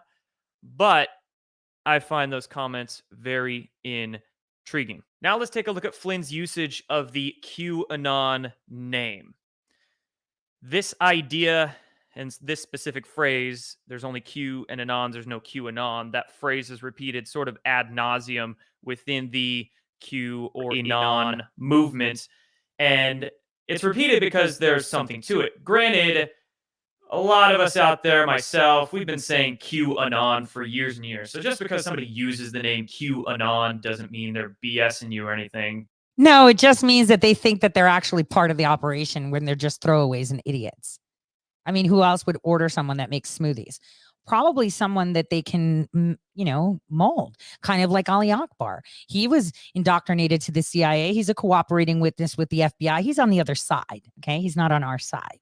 Right. And a lot of people surrounded our president that were not on our side, that seemed to be, because, it used to mean something when you were a knight. It really did. It was about when the CIA was created and they allegedly dissolved the OSS that, that was, where the separation happened. We had people within the ranks talking, saying, I don't like this, I don't like that. So QAnon means that they believe that they're part of some operation. They're not. They're just compartmentalized idiots that perpetuate the infodemic. And, they're causing more good than harm. No, they're causing more harm than good. There are very specific people that I will not throw under the bus only because they're not doing bad things, except for when they tell you that you must listen. Q said, shut up. Shut up. Tory said, shut up. And that's the way it should be. Danger. You know what danger is? Truth. Because then you can't hide.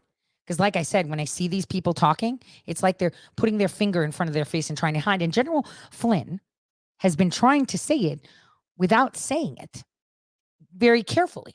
I'm pretty sure he's so disheartened with the infighting with Lynn Wood and everything. But look at the people that are there. It's those Rileys, those black pillars, those idiots like Berge that think they know because they know some of it. Yeah, you work for JSOC, but you were never indoctrinated as a knight, were you? Because you weren't worthy, because you were more evil than good.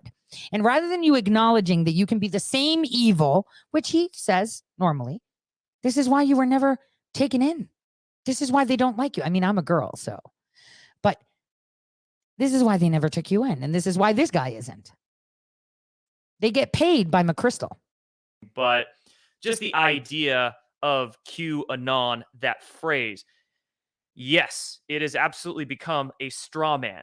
It is the straw man phrase that the mainstream media in their propaganda warfare have built up with their reporting over the last 2 or 3 years now. They've built up the name QAnon to be that straw man, be that label that whenever they throw it on something, their intent is to bring all of the connotation, all of the baggage, the brainwashing baggage with it to the reader, to the folks out there. And that's because you helped that happen, right?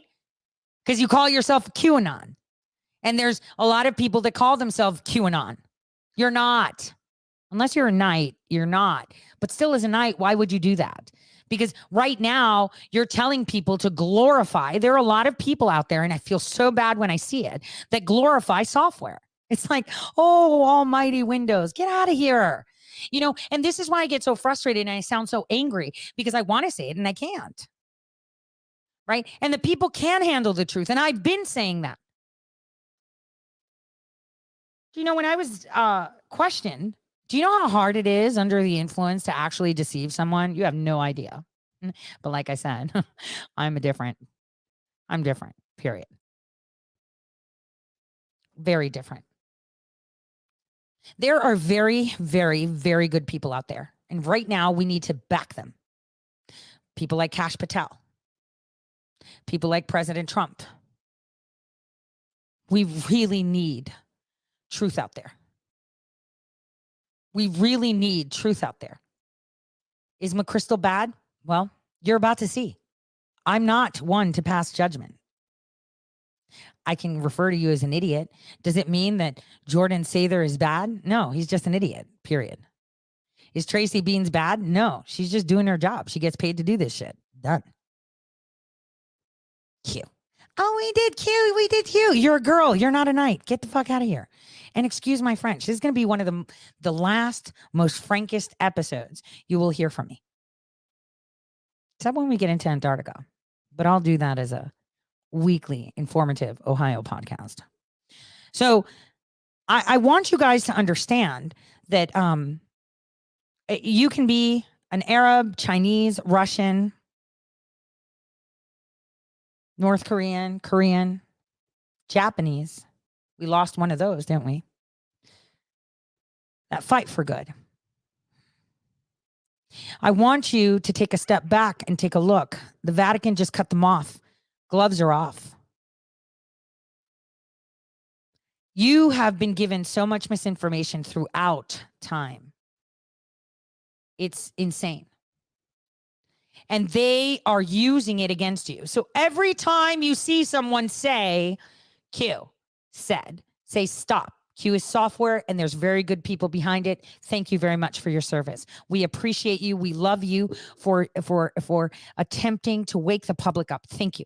Now let's all begin the hard work that we need to do as one nation, left and right, middle, up, down. We need to band forces together. We need to unite. Because this is where it is. No matter how much you don't like this and how much money you're going to lose for being a loser, right? Suck it up. Your country needs it now. There that don't really know about Q, they see QAnon, and then the mainstream media will say, oh, these QAnon messages or this QAnon event or QAnon is now doing this. QAnon believes this, as if QAnon is its own separate entity or a group, or, you know, they try to phrase it as a cult, but it's the straw man. If you're not familiar. Now, who did that? It's people like him. It's people those that push Q. They created the cult to almost worship it as if there was Gandalf coming to save them, rather than them perpetuating and pushing the idea of, hey, you are just as strong as us. You are now being knighted to help your nation stand tall. You are the one. Now, he's saying they did it. The media did it. Get out of here. You did it. And this is why I've been saying this. You have done this. We have so many amazing Green Berets. You know, that's why Frank LaRose is the problem. He's a Green Beret. He worked for Special Forces. You get what I'm trying to say. Wrong side of the fence.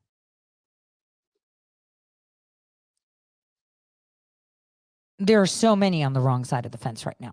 And please, Archivist, if you can, make this 2 episodes on iTunes and iHeart. So many. They have been doing this. And unfortunately, you know, it was doing good. It was spreading the word and people were okay. But then they ran with it and they continued on it. And this is why, oh, I made a new platform. Buy my food, buy my this, buy my that, buy my this. What they should have done is we're all working together. Let's all get on board. And, you know, someone would have said, well, maybe, you know, we could do this. Like Praying Medic. What a loser. He wrote books glorifying Q. Remember the show that I did on Sunday, showing you the conversation between Jesus and God. God said, God was like, are you having them glorify you more because he's his son, right? And that was the conversation that you were hearing and reading, where that Christian was putting out what was in the Quran. This is exactly it. What they did is they deified software. They deified. This is why I don't like Praying Medic, because he deified software. He deified a psychological operation. Everyone was looking for Q drops. And it's like, I'm pretty sure that all those people that were operating it, not to say that, I don't know anyone who operated it, right? I'm just saying. I'm trying to point fingers. They were probably really excited to give them information because they knew that the people would be so happy to hear good and see all the evil that's coming out and pull it, because they have everything. They've caught them all. But it's our game to lose right now. And this is why I kept saying, who are you decoding? This is why I can see your messages. This is why I can see what you say. This is why I can see your Zoom calls and your group chats, Lisa May, Carly Q, whatever you want to call yourselves. You were just not entitled to know that it's software. You have deified software. Yeah, and justice prevails. That's right. And, outside operator dialed in with their own orders. I mean, they even told you that. And my thought was, hey, this. But when you have infiltration, it doesn't come at the bottom ranks, right? It's not going to be your private or your freaking sergeant. It's going to be your admiral. And I'm not saying an admiral did it. I'm just saying in like ranks wise, right? Even within the knights, they had someone up high that was just a sleeper. And this is why I say I have faith in Christopher Wray. Christopher Wray. I have faith in him because we all know that it's time to unite.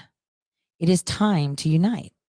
Quantum computers are destroying and saving cryptography at the same time, but people aren't allowed to have them yet. Asymmetric encryption is how, they hide information and texts and phone calls, right? People will talk about VPNs and, the DoD uses smart cards to access their system, right? That you plug it in, it recognizes that it's you, so you can access the system, right? With your CAT cards, right? And it shows the level of clearance, but it's not good. Quantum computing, right, has been in development for a while. There are very nefarious persons within the upper echelons that already have access to it. Now, obviously, they're not the OG, but they do have access to it. And they can annihilate traditional digital computers no matter how asymmetrical your cryptography is.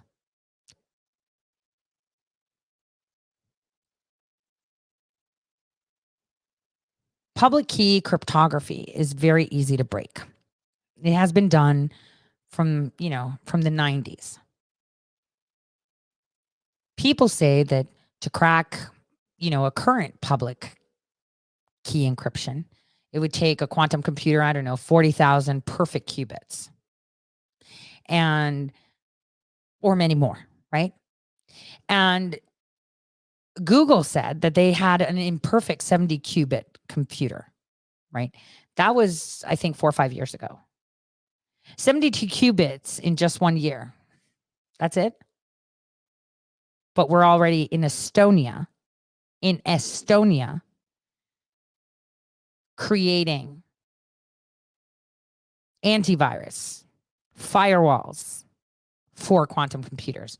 I hope you are listening to me carefully on this. So when I hear, people like this guy and other people that decode, or the exposed General Flynn networks or whatever, I have to say, like Lynn Wood, he's been a victim of this. Because how do you put information down when the truth is scattered across an array and vast array of information and not pull it out? Tori, are you saying General Flynn is good? I'm saying that he helped ensure that we can't kill Assange because he knew exactly what was going on, right? And I know that just like me, right? just like me and just like you. I'm so good. Am I capable of evil? Yes, I am, and so are you. And therefore, this is why I say we need to pray. We need to pray. This is the most confusing era. This is a tribal era that you know, if you go against Q, then you're disowned. What? Get out of here. I just pulled your pants down, loser. You have deified computer software. Now you've migrated to it being an op. Who the hell were you decoding? How do you know I didn't do any of the drops? How do you know? Do you know? No, you don't. But I'm the reason GCHQ took their website down. I'm the reason John Brennan took his website down. I'm the reason the DOD just pulled their pants down by embracing Ultratech from Damascene and brought it within our borders. But again, you know best. With the straw man logical fallacy, brush up on it, familiarize yourself with it, because that's exactly how some of the deep state's psychological warfare, information warfare works, is that through straw man usage. That's how they poison the well. That's how they try to marginalize groups and people with that straw man tactic. Which they created, right?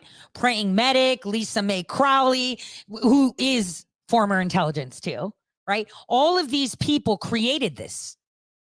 Don't point fingers at the media, because we have people in CNN, NBC, CBS, Yahoo News, Apple. We have people everywhere, good people that are sitting there. I'm not going to name them, but they're sitting there.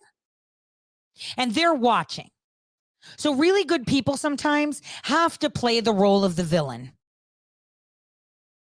so we can watch. And how do you know when someone's good? Well, you see them by the way they respond to questions, or the way they respond to someone who's putting out the truth. That is the way it is. And, you know, I wanted to do this show. Actually I did, didn't I? I did this show on the 18th. Hold on, before we get to what else he says. I did on Sunday, and believe it or not, I didn't know he was doing it either. But I want you to listen to his message. Wow, I just saw it. Whoa, see, God works in crazy ways. The Archbishop. Wow. Okay, that just took me by surprise, you guys. I'm sorry. I'm really sorry.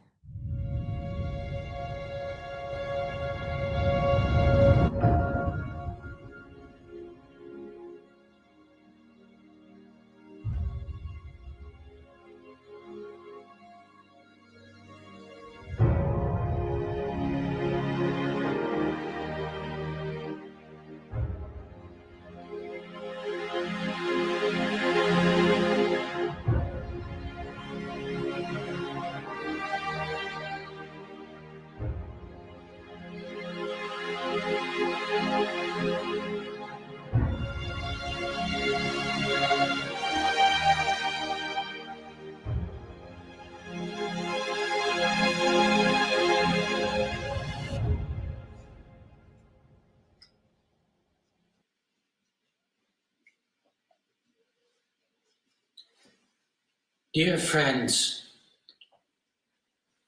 for 2 years now, we have been witnessing a global coup d'etat in which a financial and ideological elite has succeeded in seizing control of part of the national government, public and private institutions, the media, the judiciary, politicians, and religious leaders. All of these, without distinction, have become enslaved to these new masters who ensure power, money, and social affirmation to their accomplices. Fundamental rights, which up until yesterday were presented as inviolable, have been trampled underfoot in the name of an emergency, today a health emergency, tomorrow an ecological emergency, and after that an internet emergency. This global coup d'etat deprives citizens of any possibility of defense, since the legislative, executive, and judicial powers are complicit in the violation of law, justice, and the purpose for which they exist. It is a global coup d'etat because this criminal attack against citizens extends to the whole world, with every very rare exception. It is a world war where the enemies are all of us, even those who unwittingly have not yet understood the significance of what is happening. It is a war fought not with weapons, but with illegitimate rules, wicked economic policies, and intolerable limitation of natural rights.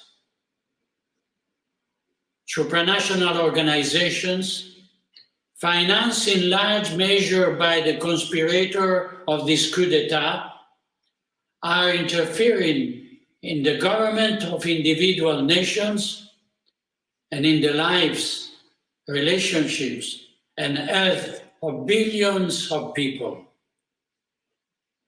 They are doing it for money, certainly, but even more, so in order to centralize power so as to establish a planetary dictatorship. It is the great reset of the World Economic Forum, the Agenda 2030 of the United Nations. It is the plan of the New World Order, in which a universal republic enslaves everyone and a religious of humanity counsels faith in Christ. In the face of this global coup d'etat, it is necessary to form an international anti-globalist alliance which gathers all those who want to oppose the dictatorship, who have no intention of becoming slaves to a faceless power, who are not willing to cancel their own identity, their own individuality, their own religious faith. If the attack is global, the defense must also be global.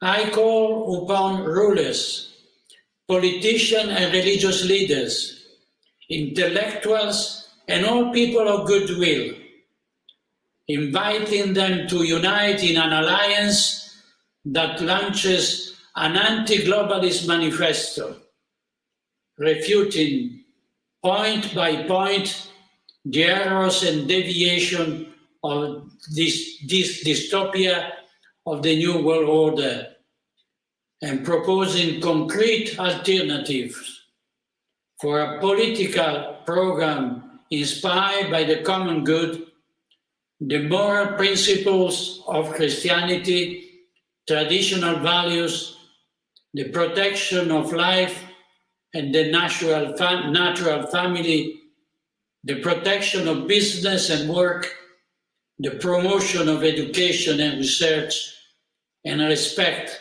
for creation.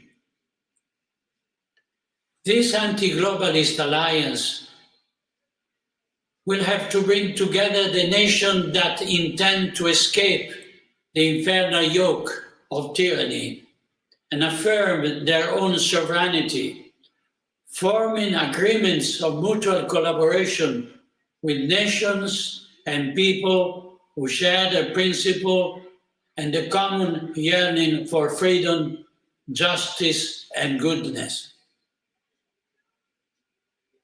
It will have to denounce the crimes of the elite. Identify those responsible. Denounce them to international tribunals and limit their excessive power and harmful influence. It will have to prevent the action of the lobbies, above all by fighting against the corruption of state officials and those who work in the information industry, and by freezing the capital used to destabilize the social order.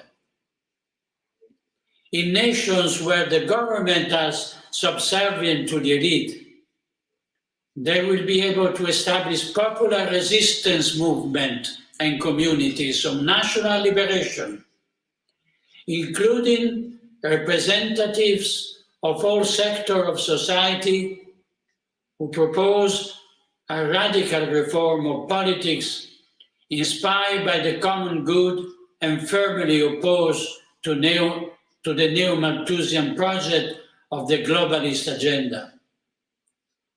I invite all those who want to defend the traditional Christian society to meet together in an international forum to be held as soon as possible, in which representatives of various nations come together to present a serious, concrete, and clear proposal.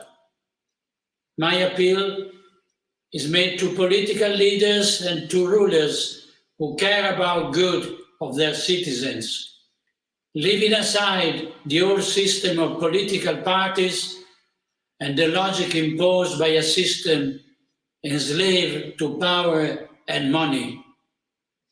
I call the Christian nation together from east to west, inviting head of state and the healthy forces of institutions, the economy, labor, university, healthcare, and information to join a common project, disrupting the old system and putting aside the hostility that are desired by the enemies of humanity in the name of divide et impera. We do not accept our adversaries' rules because they are made precisely to prevent us from reacting and organizing an effective and incisive opposition. I call upon nations and their citizens to ally themselves under the cross of our Lord Jesus Christ, the only King and Savior, the Prince of Peace. In hoc signo vinces. Let us found this anti-globalist alliance. Let us give. It is a simple and clear program. And let us free humanity from a totalitarian regime that brings together in itself the horrors of the worst dictatorships of all time. If we continue to delay, if we do not understand the threat that looms over us all, if we do not react by organizing ourselves into a firm and courageous resistance, this infernal regime that is establishing itself everywhere will not be able to be stopped. And may the Almighty God assist us and protect us.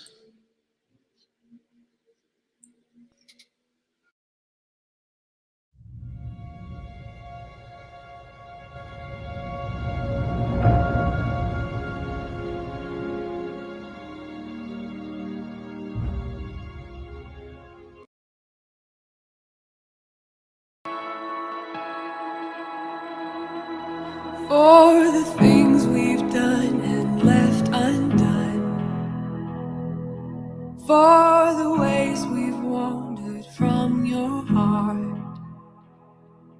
forgive us, we pray. Forgive us, we pray.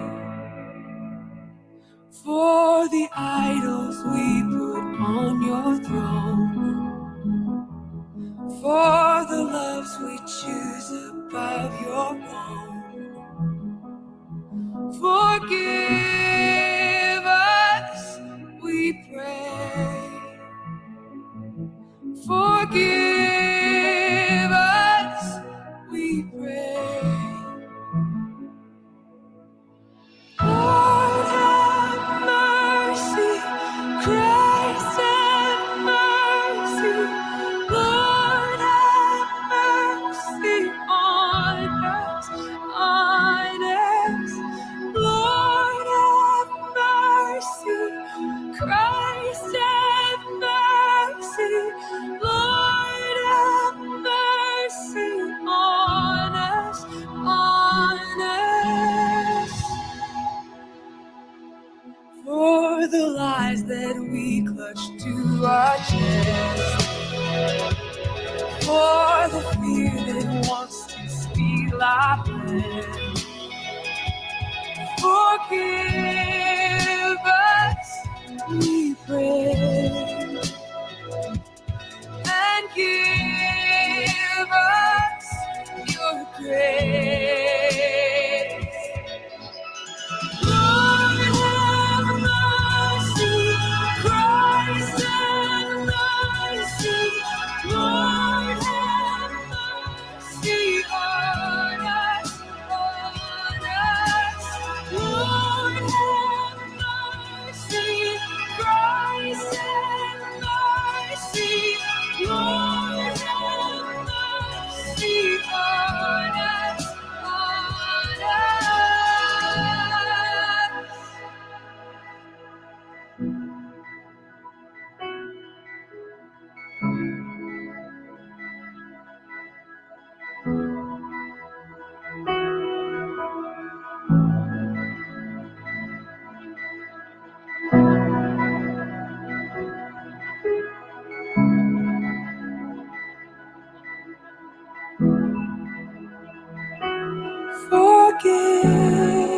Forgiving God, forgiving us, forgiving God, forgiving us, forgiving God, forgiving us, forgiving God, forgiving us. Lord, have mercy. Christ, have mercy. Lord, have mercy on us, on us. Lord, have mercy. Christ, have mercy. Lord, have mercy on us, on us.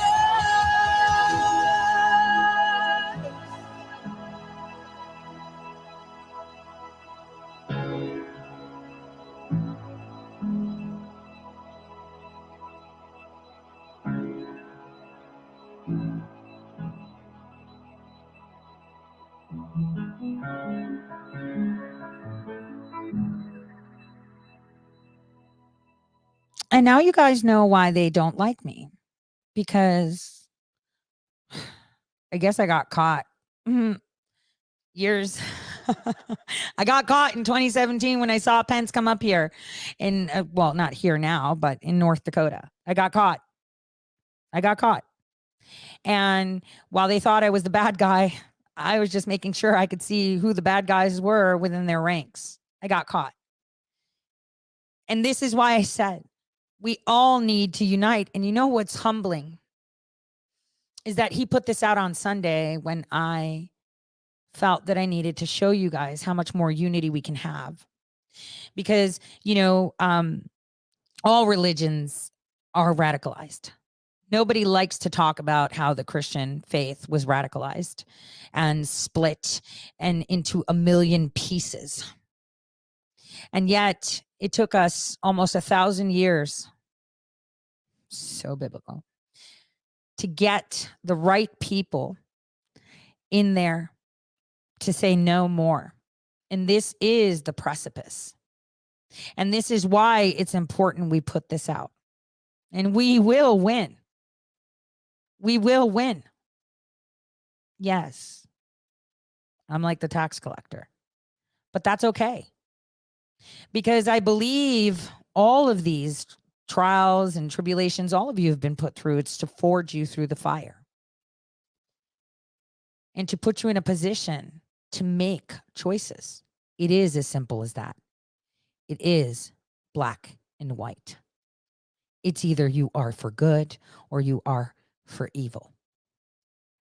And that's the bottom line. We all need to unite. And we need to make sure that people that subscribe to full control is a no.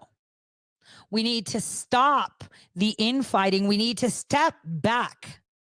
Do you know how unstoppable we would be if these QAnon red stringers didn't exist?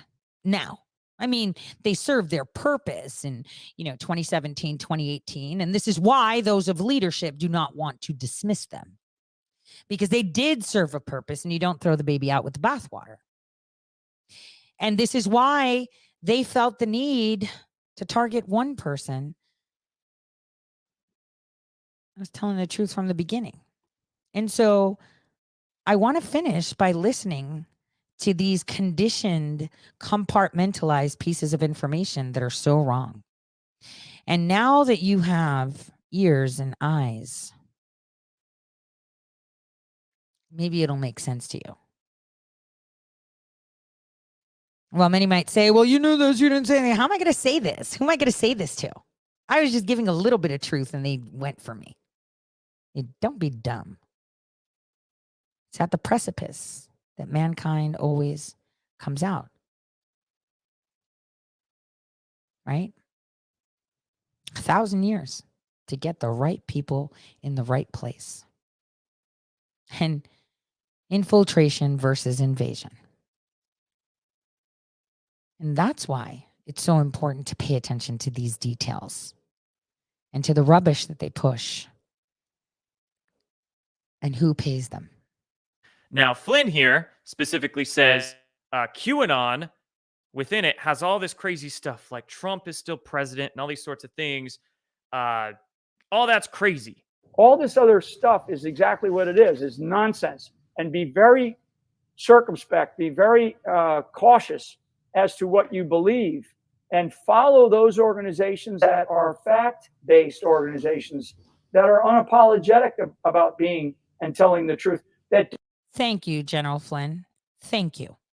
Because that's right. We have to realize that there's two things. One thing, I call President Trump my president because that's how you choose where you show your alliance. But is he president? No, Biden's running the damn show. He is running the damn show. The New World Order is running the damn show, and they're destroying everything. And like he said, go to those that are unapologetic about saying the truth, that do not cower to the truth, no matter how ugly it is. During this time of darkness, where we have allowed them, rightfully so, so be it. Don't attack the person, but attack the issue. And then he says, follow the fact-based people. Okay, that's me, not you. And talk about the issue, not the person. He says that too.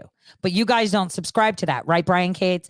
And you work closely with the general. You should know better. I would have hoped he would have spanked you into position too. But he's not like that because he's actually, like I said, I've watched all of these people. All of them. All of them throughout their careers, throughout their times, right? All of them.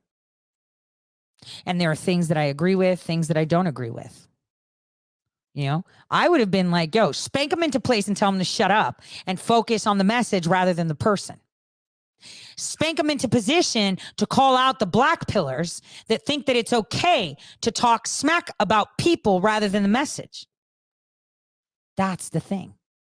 In order to wake up the American people, we have to show the fraud of our voices being stolen. Remember, the left, yes, brainwashed. The right, also brainwashed. You need to make sure that they see that their First Amendment that they both love is being stolen in the ballot box. And it's been stolen for many, many years. Fact-based means that you have receipts. This idiot doesn't. He also tells you, I don't know, talks about Mars. You don't even know where that is. Ask me. I might. Listen to them, and you know, I frankly sort of love that aspect of what he said, because I've been fighting out there for 1, 2, multiple years now against the clickbait, the disinformation that's being inserted. You mean the stuff that you've done, where you've deified software? You didn't even know it was software. You just thought it was what? A bunch of Green Berets. Yeah. You know, it's kind of true, because most of the people that are in the Knights of Malta, I mean, you know, this has been said in public by a Pulitzer Prize winning journalist, are from JSOC Special Forces. And this is why I said Frank LaRose is not one of them. He may have the cross, but he's not one of them. Again. But anyway, let's continue. Mr. You're so full of truth. Let's just move over. I don't want to listen to this. Hold on. He's trying to make himself sound better than he is, because you're caught. You suck. A common point in that the plan just generally means, I mean, the best way to think about it, because we don't know what's going on behind the scenes with Trump or the clarification aspects of the military. He doesn't know. I do. Let's keep going. Whatever, right? So the best way to think about the plan is to think of it as we the people. But for this idea that there is some plan or something that's going to happen. Oh no, why did it discontinue? And so I think of it as we the people. The plan is we the people. The plan is you and I. The plan is me and guys like me and people like me getting out there to encourage people to get involved in the everyday life of this country. That's the plan. That's it. It's that simple. And the plan is us. And here's the problem. The reason that I was sounding the alarm and talking about us being the plan way before anybody else said that we're the plan is because I already knew they had infiltrators within their ranks. Why? Because I work for agencies just like the Archbishop said. He said what? That they're a faceless power. That's why I say people like me do not exist. People like me do not exist because they are a faceless power. And what we need is the whole world to join forces. And we need all sides to understand that we do not need leaders that have a door with no name on. We do not need leaders that will tell us that we will own nothing and love it. Now, do I trust myself 100% in the hands of the Knights? No, because they're infiltrated too. But do I know and I have faith in God? Yes, I do. And maybe everything is going as it should. Maybe it's not. The only way we can actually get things done is by joining together and coming together and understanding that it's not one person that's going to save us. It's all of us together. And that's what unity means. Q is software. Not a person, software. Not a team of Green Berets banging on keyboards. So, well, I guess maybe. They're actually a little bit more put together than that, I guess. And I know everyone wants to use influence operations, but it's time we stop. It's really time we stop. And I'm so tired of people calling me a QAnon, whatever. That's so stupid. They sound so dumb.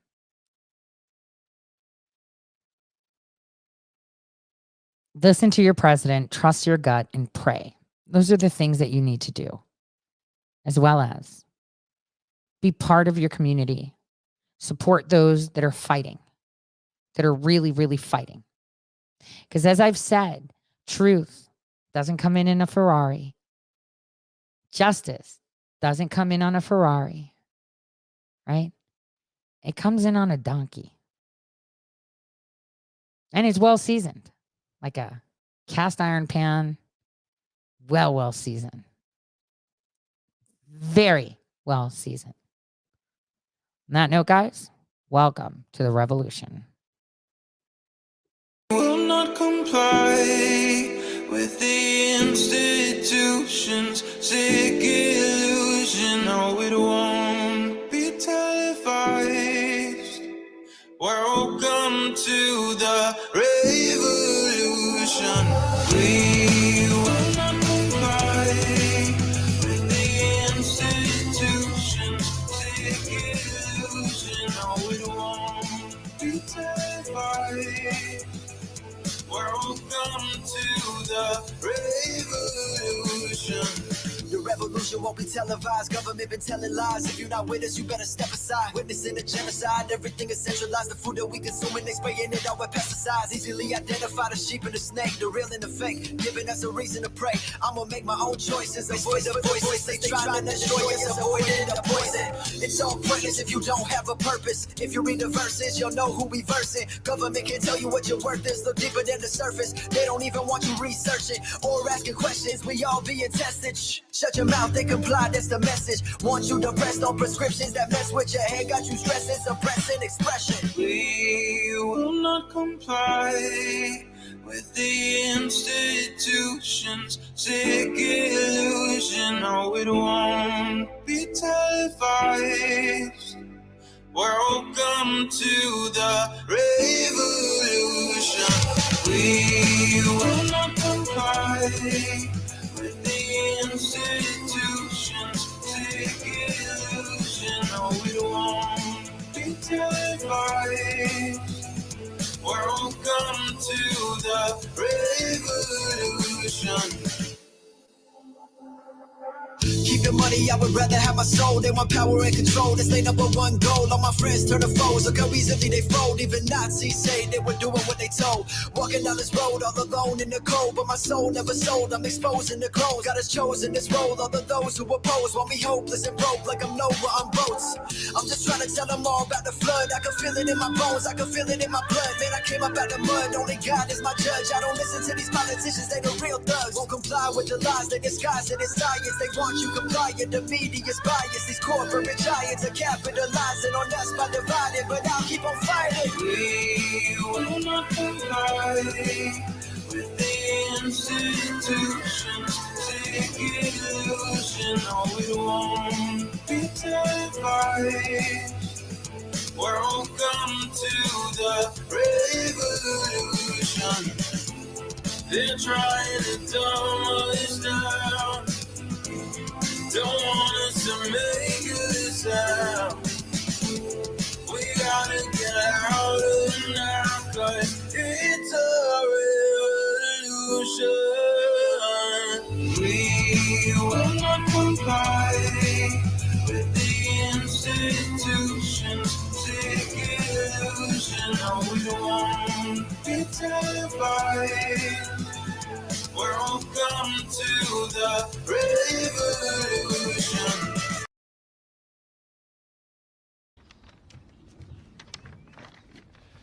It's a reading from the second letter of St. Paul to the Thessalonians.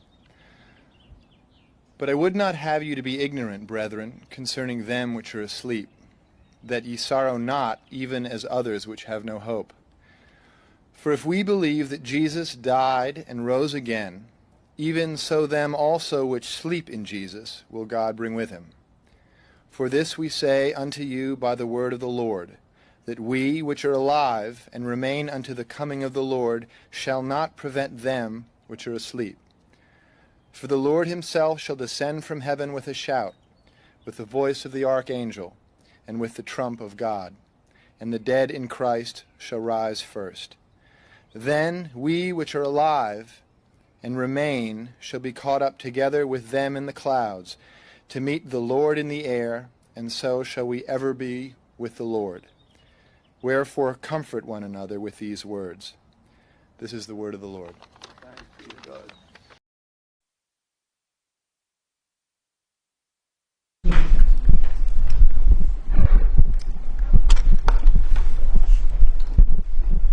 Hello, everybody. Thank you very much. And today I'm signing two very important executive orders on quantum technologies that will strengthen America's place as the world leader in this very important emerging field. I want to thank Secretary of War Pete Hegseth, who's with us, Secretary of Commerce Howard Lutnick, Secretary of Energy Chris Wright, Director of the Office of Science and Technology Policy Michael Kratsios. Thank you, Michael. Director of OMB Russ Vogt, who's cutting the budget by probably 40 to 50% this year. We're going to end up with a balanced budget. And National Cyber Director Sean Cairncross. And I appreciate all of you being here. Thanks as well to Chief Technology Officer of the United States, Dr. Ethan Klein. Ethan, thank you very much. Director of the National Quantum Coordination Office, Dr. Brad Blakestad, and Chief Information Officer of the Federal Government, Greg Barbacia, for joining us today. Thank you very much, fellows. It's great. We're also honored to be joined by Google President Ruth Porat. That's a big position, okay, Google President. That's as big as being President of the country, I think.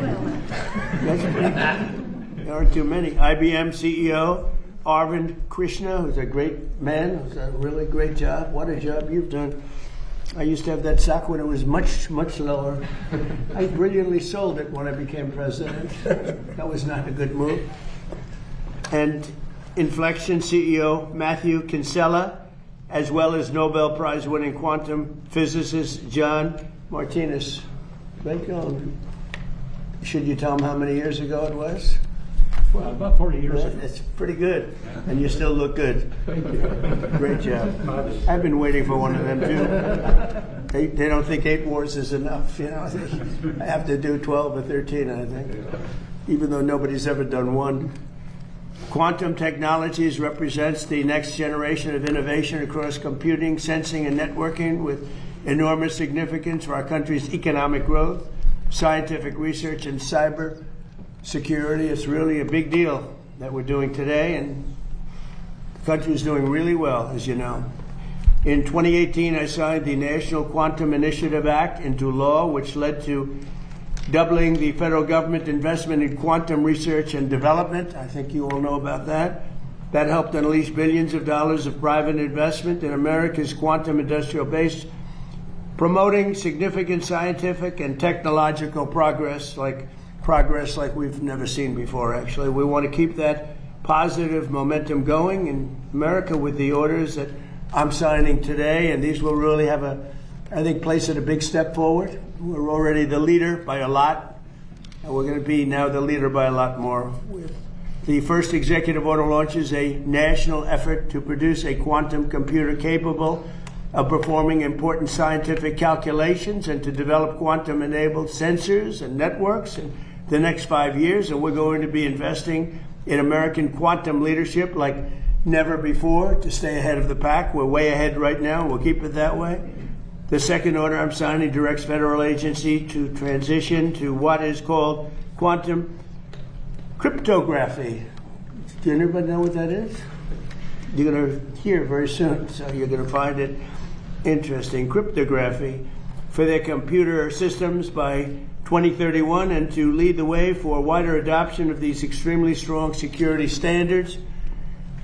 America is celebrating 250 years of ingenuity, innovation, and invention this year, and today's commitments to quantum leadership will help secure that legacy for decades to come. I just want to say before we introduce a couple of the people, we're doing very well with respect to the Hormuz Strait. We took in more oil yesterday than has ever gone through the strait. You probably see that. We have an oil gusher. The strait is totally open. You know that. And we're negotiating. We'll see how that all goes. But we have two things. We have an open strait, and we have a country that will never have a nuclear weapon. Will never, ever have a nuclear weapon. So now I'd like to invite Michael Kratsios, Director of the Office of Science and Technology Policy, to say a few words, followed by National Cyber Director Sean Cairncross and Secretary Wright, who's doing a fantastic job over in Venezuela and every place else he touches. Venezuela, by the way, has been amazing. We are really having a great relationship with that country, taking out tremendous amounts of oil, far, far more than that particular war cost, many, many times, sending it to Houston, sending it to Louisiana, sending it to lots of places. And Venezuela is also doing well. Venezuela is doing better than it's done in maybe ever. So it's been an amazing situation. Where did you ever hear of getting money back from the war by 42 times over, right, Pete? Nobody does that. And I think Iran, I could say, on a sort of a different scale, is in its own way working out very well. Maybe it's hard to say just as well, but maybe almost just as well. And we're doing very well in terms of negotiating a fair and reasonable deal. One of the things that we are doing also, and it came up last night, is money that's being unfrozen is going to be used to buy food, and the food's going to be bought exclusively through the United States from our farmers. And corn, soybeans, all of the things they need are going to be bought from our farmers. So our farmers are very happy. I've had a lot of calls. They were very happy about that. So now I'd like to ask Michael to say a few words, and we'll follow up by the other two gentlemen, or three gentlemen, and then if anybody has anything to say, and we'll take some questions at the end. So Michael, go ahead. So, Mr. President, as you mentioned in your remarks, you were the first president in history to prioritize quantum as a scientific priority of the United States government in your first administration. And since then, there's been a big leap in the investment the private sector has made in this particular domain. And we're now at the moment where a lot of that research is starting to pay off into commercial applications. And what this executive order will do is turbocharge that. First and foremost, it's going to task the Department of Energy to create a scientifically relevant quantum computer, which is going to help pave the way for even larger computers for the private sector. Secondly, we're going to be focusing on sensors and networking. So agencies like the Department of War, along with the Department of Energy, are going to be doing a wide variety of sensing and networking work. So this is a big step forward, and as one of our two top science technology priorities, we're excited to kick things off today. Good. Thank you very much.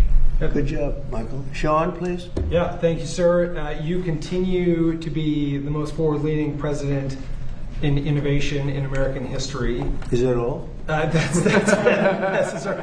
But no.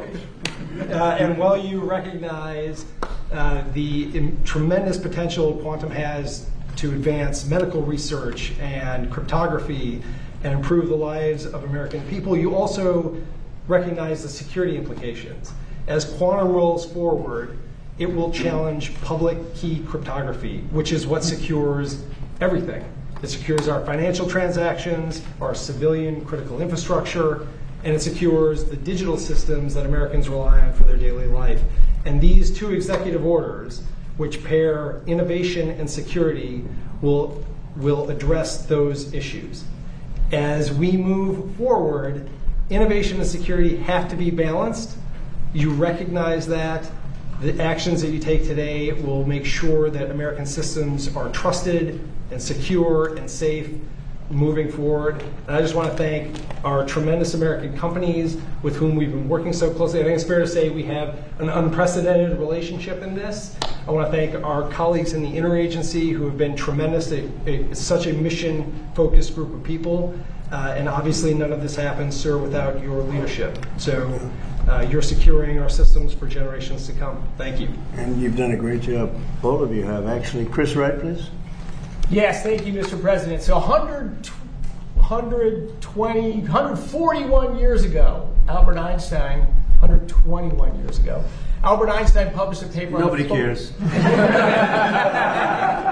point. Good point. I never come back. And usually they won't catch you. Go ahead. Published a paper on the photoelectric effect, recognizing the quantum behavior of light, that it came in quanta. 40 years after that, President Trump's uncle, John Trump, was a pioneer in applying light radiation and the reflections of it to develop radar at the MIT Radiation Lab, critical in D-Day, critical in the end in winning World War II. That's the parallel of quantum innovation. 40 years after that, John Martinez down there pioneered taking quantum effects and building them into a device to capture that behavior. He was awarded the Nobel Prize in Physics just last year for that discovery, that breakthrough. But 40 years, quantum phenomena are tough to harvest and tough to work with. But here we are, thanks to President Trump's leadership in the first term with Director Kratsios, to launch a major national effort on quantum. This is taking it to the next level. The future of computing is going to be a three-legged stool. It's high-performance computing, basically Moore's law in semiconductor manufacturing. It's artificial intelligence that everyone's seeing and hearing about that's supercharging it. The third leg of that computing stool is going to be scientifically relevant quantum computing. This is tricky. We're not there yet. We're close. But with this executive order and this coordinated effort, we will have scientifically relevant, meaning error-corrected, quantum computing during this administration. The impacts of it will be tremendous. Just, if I might, so with respect to the Strait, Hormuz Strait, a lot of oil pouring out, right? A lot of oil pouring out. Despite Iran's efforts or pushback, we are flowing oil through the Strait of Hormuz and natural gas at pre-crisis levels.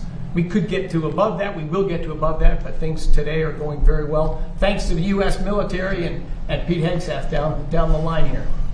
And 2 days ago, we set a record, most ever taken out of the Strait. It's pent up, but it's a record. Did you know of my uncle at all? No. You didn't? No. Sorry. Oh. You missed a good bit. I'm Would Berkeley, you like Berkeley and MIT. No, but MIT's Howard, you want to say something? Yeah. So you're accelerating quantum with this, continuing to push America forward. Now, I have the honor that John Martinez was a member of the Commerce Department at NIST, and he's a Nobel Prize winning alum, which is, if you don't think the people in the Commerce Department and in NIST are the best, I mean, here's an example. Nobel Prize winner was part of our team.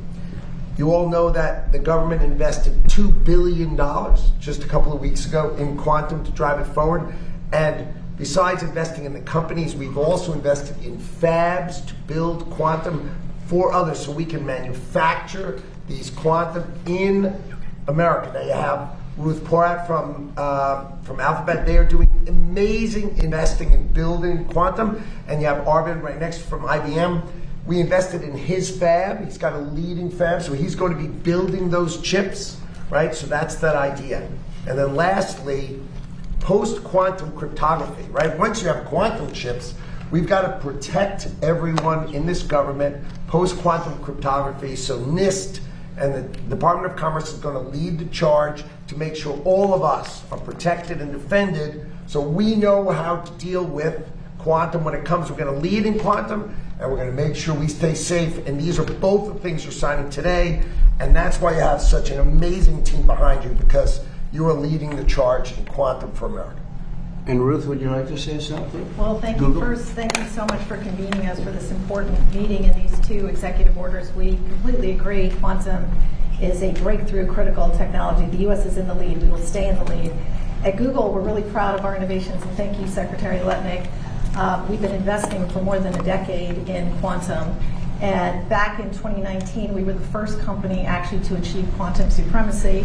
Didn't stop there. About a year and a half ago, we unveiled a new chip, the Willow chip, which is a great example of American innovation manufactured here in the United States.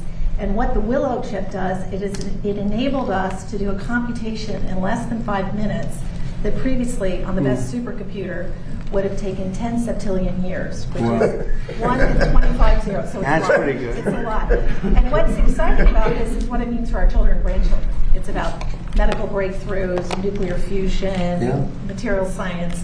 So we're really excited about the opportunity. And then also around post-quantum cryptography and the work that we're doing there. Absolutely critical that we also keep America safe, everyone safe. So we have been deploying that across our products and services. And it's a critical opportunity. I think with these two EOs, it lays the foundation for, one, protecting America as well as continuing to benefit on the upside. It's great to be here. Thank you. Say hello to everybody. I absolutely will. Arvind, please. IBM. So first, I'd like to thank the President for both of these EOs. The role of the government is often underestimated. The role of the government in pushing innovation and technology forward is what both of these will achieve.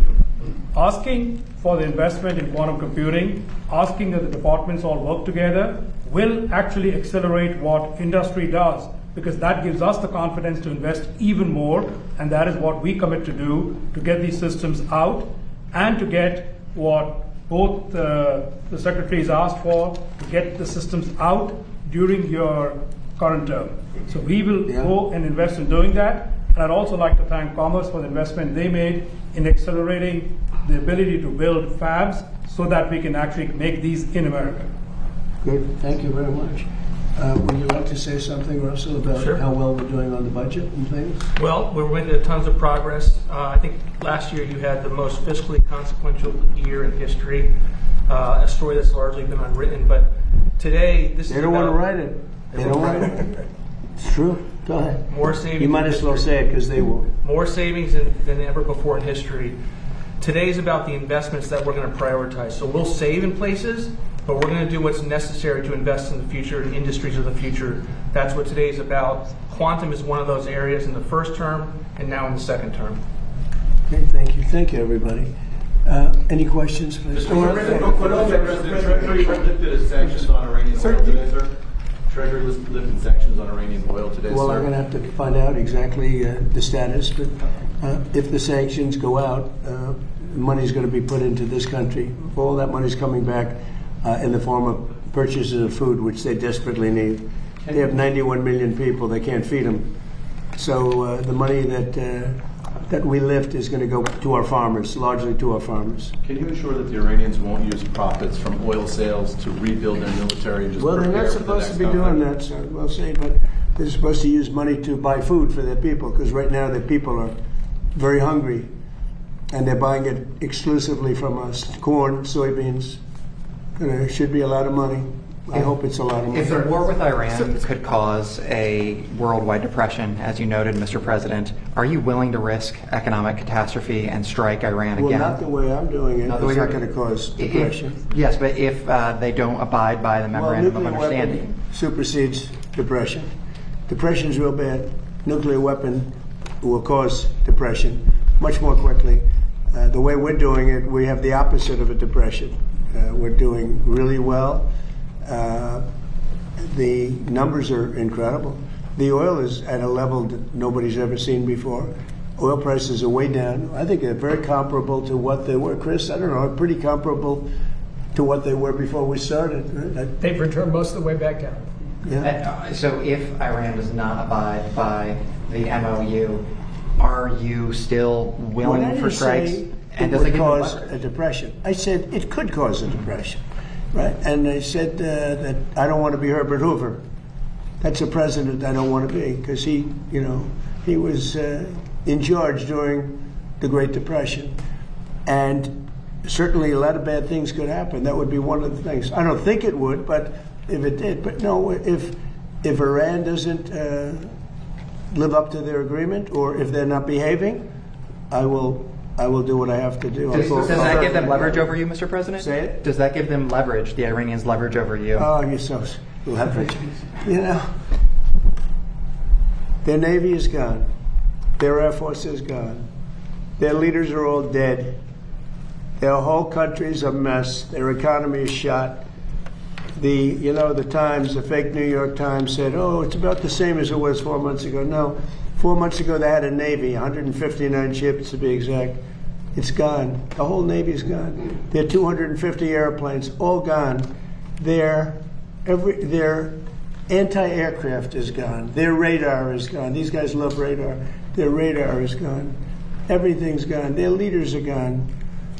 Their whole country is gone. And the Times said, oh, they're about the same as they were 4 months ago. The reason the news is doing so badly, or let's put it another way, the reason that I won in a landslide, even though I got 92% negative press, all fake press, is because nobody believes the press anymore. And they have to start believing. You know, when the Times and a couple of others, they're grasping for straws. When they say that Iran is about the same as it was 4 months ago, they had a powerful Navy, they had a powerful Air Force. You know, most of their missiles are gone. Most of their launching pads are gone. Most of their manufacturing capacity for drones and missiles is gone. About 87% gone. And then I hear, oh, they're in such great shape. No, they're gone. And their first level of leaders, gone. Their second level of leaders, gone. Their third level of leaders, you have to hear the conversations. Who wants to be president? Well, I don't want it. Nobody wants to be president. And then we have to read that they're doing well. They're doing so badly. In the meantime, we're setting records. We have the strongest economy we've ever had. We have $18 to $19 trillion being poured into our country. We're building factories all over the place. We have more people working today than at any time in the history of our country at higher salaries. So when you ask a question like that, it's so stupid. Here's another beauty. Watch this one. Well, Here's a real beauty. earlier today, the Israeli Prime Minister Benjamin Netanyahu said his forces are not leaving Lebanon. That is a sticking point in these conversations. He said it publicly in Israel today. Well, we're going to take a look at it. Well, what would you do to make sure that he doesn't I'm not sabotage the tell you deal? what I'm going to do, but it gets solved. I'm a problem solver. I get problem solved real fast, including with Bibi. Go ahead. Thank you, Mr. President. Thank you. What's the latest you've heard from the Vice President? Are you happy with his negotiations? Yeah. And can you share a little bit about what Secretary Rubio will be doing in the Middle East this week? I think that they're doing a fantastic job. Our secretary is fantastic. I think he's maybe going to go down as the best ever. And I thought J.D. Vance this morning was fantastic. I watched his news conference, and from Switzerland, he's a very smart guy. Did a great job. You know, when I look at the Democrats, I call them the Democrats. They're dumb. The Democrats. When I watched that, where one of them thought it was World War XI. She said World War XI. She meant World War II. You know about that, right? This is one of their potential leaders, Ilhan Omar, who married her brother to get into the country, by the way, illegally. But when I watch AOC have no idea, what a simple question, what happened when she was over in Switzerland, which she probably never went there before, but she was, and then I watch somebody like JD or Marco, I said, what a difference. What a difference. What a difference a brain makes. Mr. President, the candidate that endorsed Colombia for this. Sir, you've been quite critical of Prime Minister Starmer, and he's now resigned. Your thoughts, and who would you like to see as the next Prime Minister of the UK? I was critical only from the set, because I think he's a lovely man, but I said, you're really messing up energy. You have windmills all over the place. In the meantime, you have the North Sea oil, and they won't let anybody drill. It's one of the great fields in the world, and they haven't even found most. You know that the UK buys much of its energy. You know where? Norway. You know where they get their oil? The North Sea. The UK has a much better portion of the North Sea. They don't want to do it for environmental purposes, okay? And I told him, he's a very nice man. I mean, sort of a friend of mine. I mean, he was not good to us with NATO, Pete, right? He said, we can't use the island to land. That was the first. For a couple of weeks, he said, well, but ultimately I gave it to you now. That was a bad move. That hurt him badly. But I mean, I wish him well, but he's got two problems, energy and immigration and crime. But energy and immigration. And you have a preference on the next one, sir? And he's really hurt himself very, very badly. Please go. Mr. President, can you tell us about your meeting with the defense contractors on Wednesday and what you plan to tell them? The meeting coming up, because I've met with them before. We're building plants all over the country. They are not allowed to take any more stock buybacks. Do you do stock buybacks by any chance? Not too much, right? No, because you want to invest in product. It's just an artificial way of raising a price if you're running a bad company. So they spent $51 billion on stock buybacks instead of spending them on plants. Now they're spending, they can't do that anymore. Now they are spending a lot of money. We're building many plants throughout the country. They're dealing with General Motors, they're dealing with Ford. But I know General Motors is all excited about building weapons now. They have some plants which are going to switch over, and we're going to build weapons, including the Patriot, including the Tomahawk, and lots of other things. And we're really in a big, strong economic push to do the weapons. And some of the car companies, if they have any excess capacity, they're making a deal to build missiles and the Patriot in particular. We have quite a few of them, but we want to make sure we have always a lot of them. Mr. President, on Colombia, the candidate that you endorse. Thank you, Mr. President. Congratulations on the quantum physics EO to all of Thank you. Vice President Vance said that there were mechanisms in place to make sure that there's not escalations with the Strait of Hormuz and with Israel and Lebanon. Can you talk about what those mechanisms are, and are you in direct talks with the Supreme Leader, Moshe look, here's the thing. As long as they respect us, I don't want to use the word fear, because that's an inappropriate word, but as long as they respect us, we're not going to have any trouble. We have total control of the Strait. So the mechanism is we have a Navy that had a blockade. I think the blockade was more impactful than dropping bombs, if you want to know the truth. It was like I said, they call it the steel wall. Nobody got through. Not one ship got through, able to go to Iran. They got through if we wanted them to go through. And we could set that up again in about 15 minutes. I would say, Pete, one phone call. How long would it take? Maybe half hour? They're ready to go right now if you need to. It'll be before we finish the meeting. No, we have, as long as they respect us, we're going to be fine. If they don't respect us, things wouldn't be good, but they have a lot of respect. Don't forget, we had presidents that should have done this for 47 years. Nobody did it.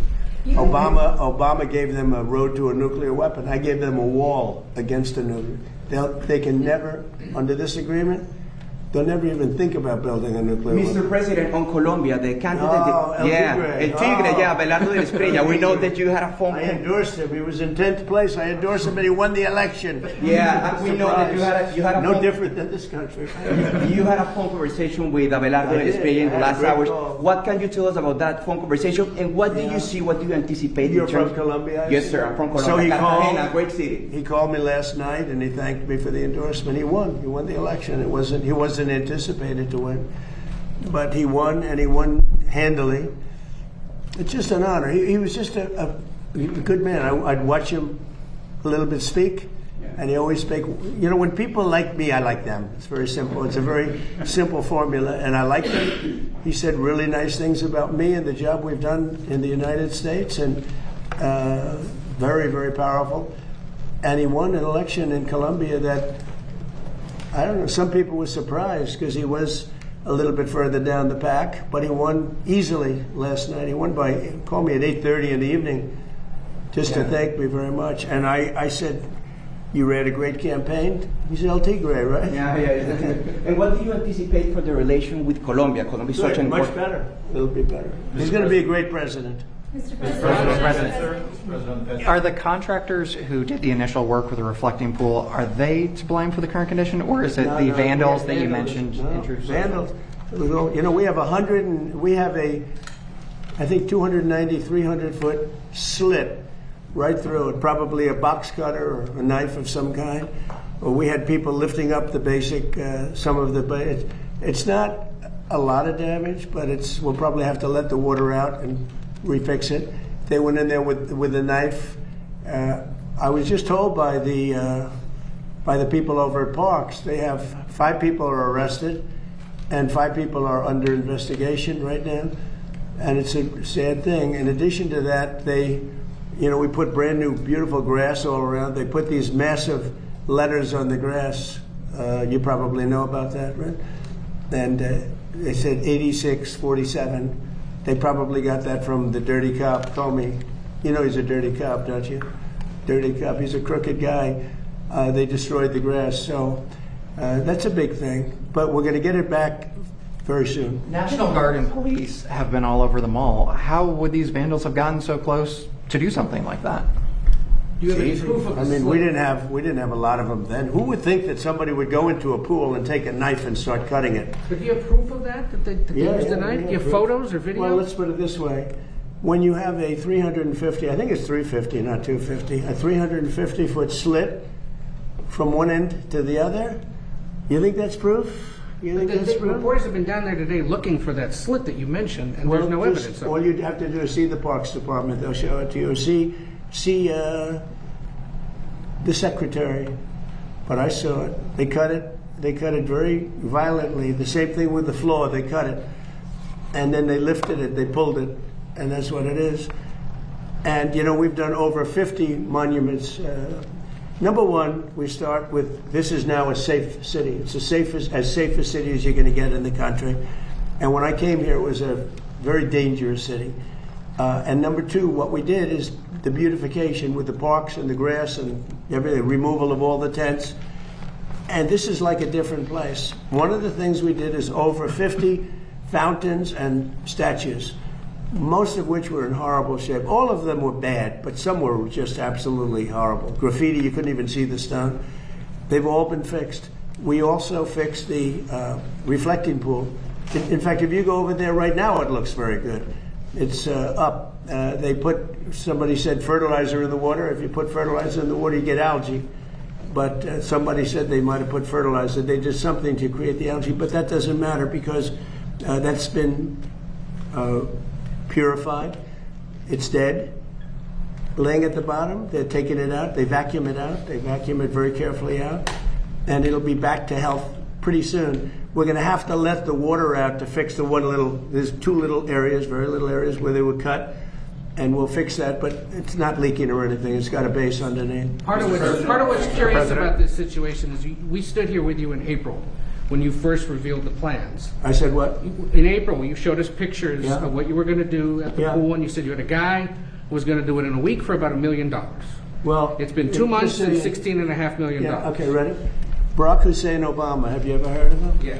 He spent 2 years and over $100 million on trying to fix it. You know what happened to it? Never even opened. Right. He took the water from the river. You know about that, right? It turned out to be putrid, and it destroyed the whole thing. Spent over $100 million. Him and Biden together spent $147 million. You know what happened? Never opened. You don't mention that, right? But to Philip's we spent about 10. Much of the money we spent are park workers. They're there whether they do this or not, as you know. They work in the park, and they're very good workers. They did a great job. So they were going to spend $300 to $400 million. You know that, and it was going to take 4 years. I spent about 6-7 weeks, and I spent probably in terms of outside, probably $10 million, around 10 million. They say 16, but a lot of that's workers that work for the same thing. So they were going to spend $400 million. I spent 10. They were going to spend 4 years. I spent 2 months, maybe less. And I have a better product. Now, I can't help it if somebody goes in with a knife and starts hacking it up. And we also have pictures of it. You know, Can you release the photos? Because we've been asking for that. You'll see it. You'll see it in court. You'll see it in court. But all you have to do is call the Parks Department. Call the Department of Interior, and I don't know if their lawyers will allow you to speak to them because you know you write fake news. But call the Interior Department, and I understand they've arrested 5 people, and they have another 5 people that are under investigation. Here's the bottom line: we made so much progress in this city. People don't even recognize it. By the way, Memphis, Tennessee, crime is down 78% in a matter of months. It was a hellhole. New Orleans, crime is down 79%. And they had Mardi Gras. It was the safest Mardi Gras they've had in 50 years. The governor called me. Governor Landry called me. Safest Mardi Gras they've had in... And by the way, Chicago, which is a shooting field right now, if the governor would call me, Governor Pritzker would call me, I would solve the Chicago problem. In 3-4 months, you'd have virtually a crime-free city. We'll remove all of the bad ones. You have criminals. You have career criminals that came in through the border because of Sleepy Joe Biden. You ever hear of Sleepy Joe Biden? Do you ever hear of him? He let people come into this country And we can never forget that that happened. Guys like you should never forget that that happened. They were murderers, drug dealers, mental patients. They took them out of prisons. They took them out of mental institutions. You should never forget that that happened. Mr. President, you're Let's meeting. leave on a nicer note. You're meeting with NATO's Mark Rutte on Wednesday. Good. You've had Secretary Hegseth review U.S. presence I in did. NATO countries. Yeah. Talk to us about that conversation. Are you planning Well, on look, drawing down U.S. NATO. troops? It's NATO, basically, the question. So we have been a great member of NATO. In many ways, certainly the predominant member. We paid trillions of dollars over the years, not billions, trillions over the years to protect Europe. When we wanted to know, we didn't need any help at all. I was more curious than anything else. So I said to Pete, let's see if they'd actually come. So we asked them to come, and they weren't there for us. So we spent, it's stupid that they weren't. By the way, Starmer wasn't there. And you know what? The people of the UK did not like it that he wasn't there. Starmer said no. Starmer said worse than no. He said, we'll be there as soon as you win. I said, we don't need you as soon as we win. Before I went in, we called him. He said, oh, wow, we'll be there. This was not Winston Churchill we're dealing with, that I can tell you. But Starmer said, we'll be there, right, Pete? As soon as we win. As soon as we win, they're going to come and help us. Okay, thanks. But you know what? Italy was very bad. Italy was very bad, and other countries, Germany was very bad. So we spent all of this money, probably 600, I think we spent 600 million a year, right? Well, I would say that. I think the real number, think of that, the numbers that we spend are so crazy for NATO, and they weren't there for us. So I say to Pete, and I say to everybody else, if we're spending all of this money, just hundreds of millions of dollars to protect them from Russia, mostly. Okay, so we're spending hundreds of millions of dollars a year. You know, the case could be made that we spent all of the money over the years before me. I cut it back. But listen, we spend all of this money, and then when we want to maybe have help on small stuff, this is small time. This is not the big one. This is small potatoes. They say no, we'd rather not help. Stupid thing to say, because we can say that to them if we want, and we might. It's the 1-year anniversary of Operation Midnight Hammer. If you could go back in time, is there anything you would do differently? No. Nothing at all? It's the most successful attack that anyone's ever seen with a bomber that totally wiped out their nuclear potential. If we didn't do that, you'd have no Israel right now. Israel would not exist, and most of the Middle East would not exist. They were 2 weeks away from having a nuclear weapon. If we wouldn't have done that, Pete, they would have had a nuclear weapon. You want to say something about that? Yes, sir. I wasn't aware it was 1 year, but you don't have the situation we have now, a position of strength where Iran's going to give up their nuclear program without Midnight Hammer, which no other country on planet Earth could remotely conceivably pull off that from start to finish, 37 hours back and forth. Iran never saw it, and every munition, precision munition that only we make, hit exactly where we wanted it to, because they knew we were coming, and they could do nothing. And they could do nothing about it with their air defenses, which are even further now degraded. And that's what everyone misses in the press, and the president's right to call it fake news, because the overwhelming military victory that has been had over Iran is what has set the conditions for them to be at the table with our negotiators. And we will ensure, whether it's through a deal or through the War Department, that they never get a nuclear weapon because of this president right here. Okay. Thank you very much, everybody. Thank you, guys. Thank you, Press. Thank you very much. Thank you, guys. Thank you, guys. Thank you. Thank you, guys. Thank you, guys. Thank you, guys. Thank you, guys. Thank you. Thank you.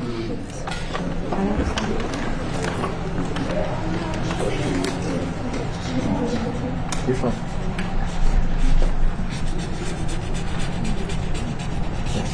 See, Biden can't do that. See that, Arvin? Nice signature. Biden can't do that. Oh, look, I'm on camera. I didn't know. Biden can't do that. He used an auto pen. I say, no thanks. It's postponed for photographers. Okay?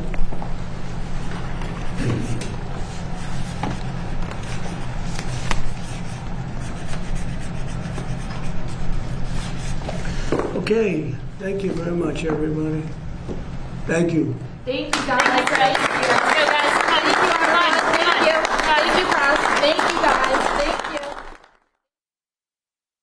Boarded a plane to Boston to find Dr. John Trump of the Massachusetts Institute of Technology.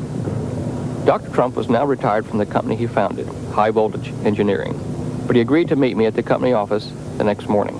In the spring of 1943, Dr. Carl T. Compton, who was then president of MIT, asked me to go to New York and examine the effects of Nikola Tesla.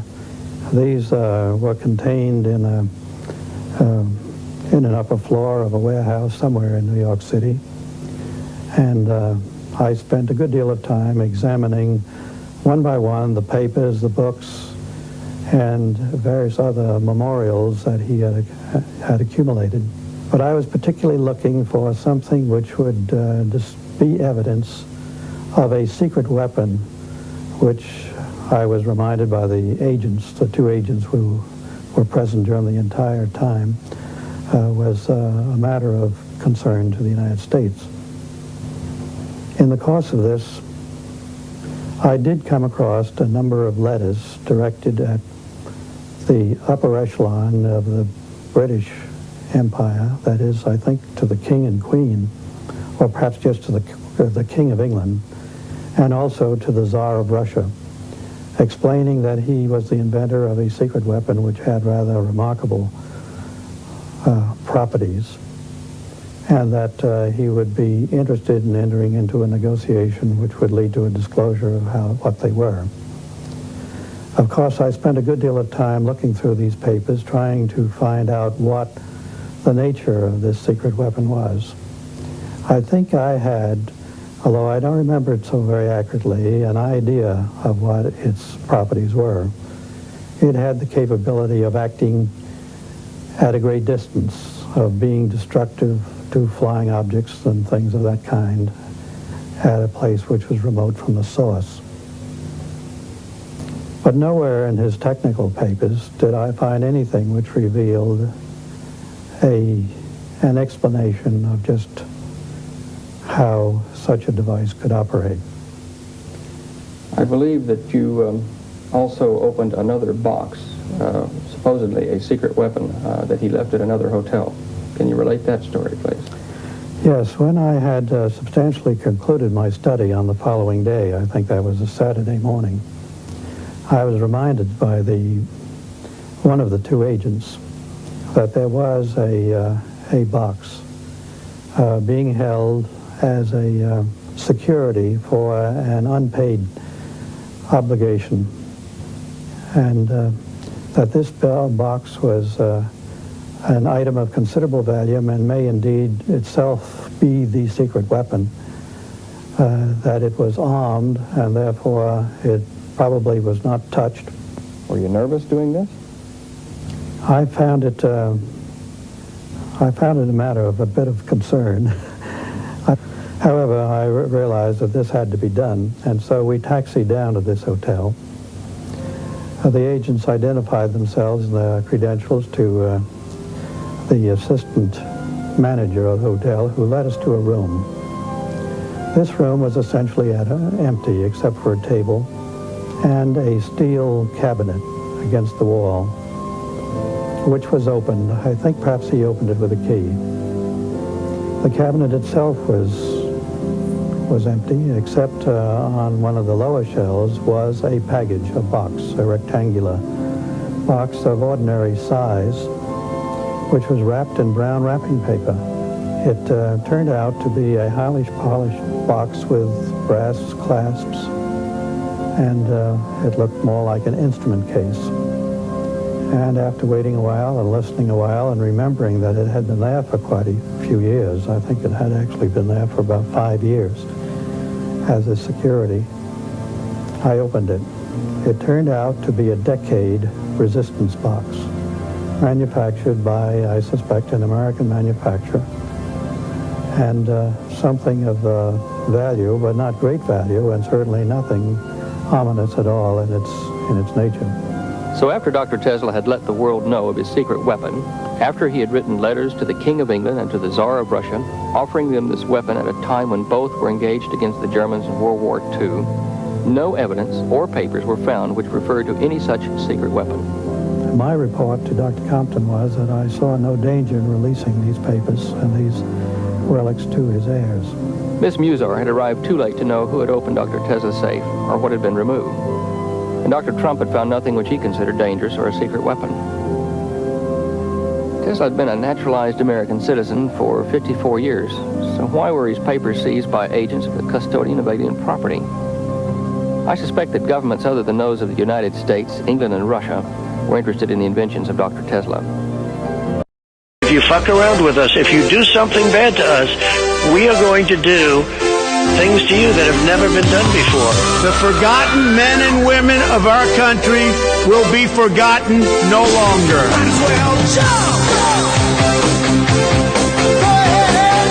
2024 is our final battle. They stole our jobs and they plundered our wealth. The future does not belong to globalists. The future belongs to patriots. The activation word, Ronald McDonald. We will drive out the globalists. All patriots go. We will cast out the communists. America will start winning again. Winning like never before. We will bring back our jobs. We will bring back our borders. And we will bring back our dreams. This, nothing worth doing ever came easy. Following your convictions means you must be willing to face criticism from those who lack the same courage to do what is right, and they know what is right, but they don't have the courage or the guts or the stamina to take it and to do it. It's called the road less traveled.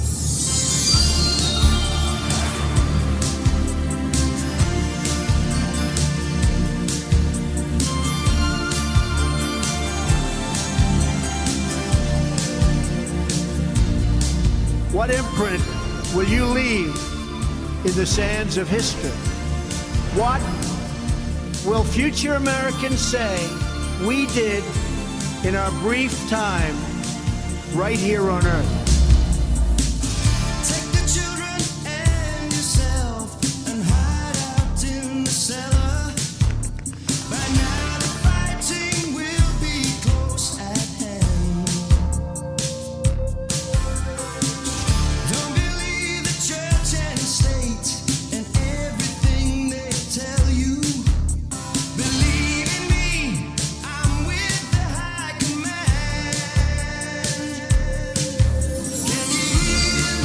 My administration is 100% committed to eradicating human trafficking from the earth, this form of modern-day slavery here in the United States and all around the world. We are dismantling the criminal organizations that make large-scale human trafficking possible. We will not rest until we've stopped every last human trafficker and liberated every last survivor.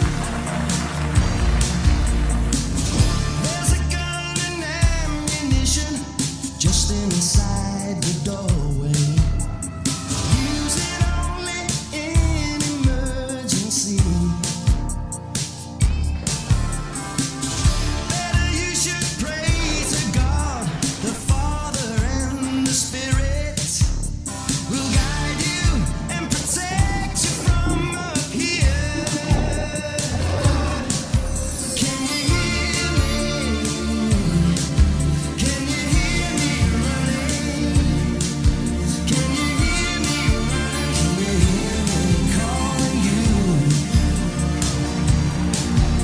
Our movement is about replacing a failed and corrupt political establishment with a new government controlled by you, the American people.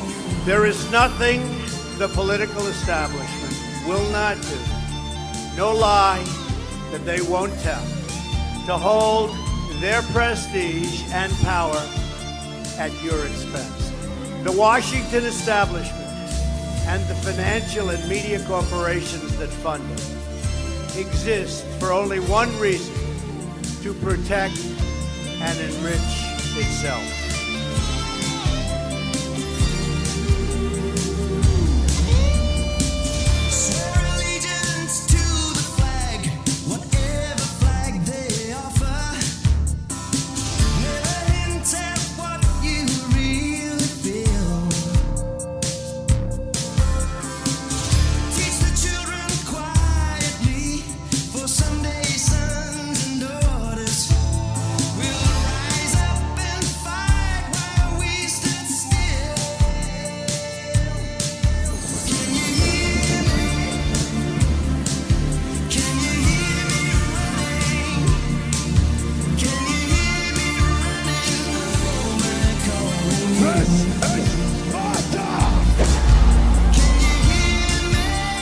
For too long, a small group in our nation's capital has reaped the rewards of government while the people have borne the cost. Whether we are black or brown or white, we all bleed the same red blood of patriots. When America is united, America is totally unstoppable. There should be no fear. We are protected, and we will be protected by God. Did we challenge accepted wisdom and take on established systems? I think I did, but we all did, and we're all doing it. Or did we just go along with convention, swim downstream so easily with the current, and just give in because it was the easy way, it was the traditional way, or it was the accepted way? I know that each of you will be a warrior for the truth, will be a warrior for our country and for your family.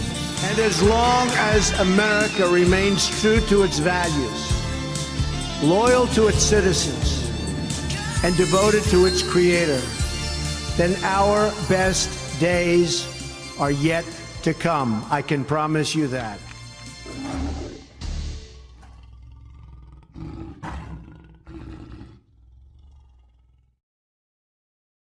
This is the final battle. With you at my side, we will demolish the deep state. We will expel the warmongers from our government. We will drive out the globalists. We will cast out the communists, Marxists, and fascists. We will throw off the sick political class that hates our country. We will rout the fake news media, and we will liberate America from these villains once and for all.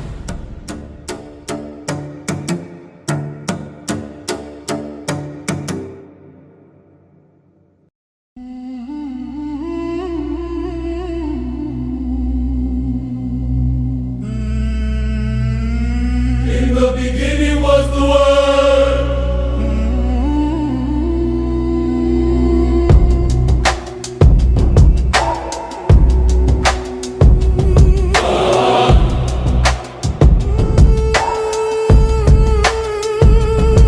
In the beginning was the Word, eternal and true. With God from the start, before the world ever grew. Through Him all was made, nothing left behind. In Him was the light of mankind. The light shines in darkness, the dark cannot win. A miracle was born where the light could begin. From Plymouth's first prayers on a cold rocky shore, the founders who knelt seeking God evermore put on the armor of God and show up. The heavens are shaking, the earth starts to sing. The Spirit is rising, let righteousness reign.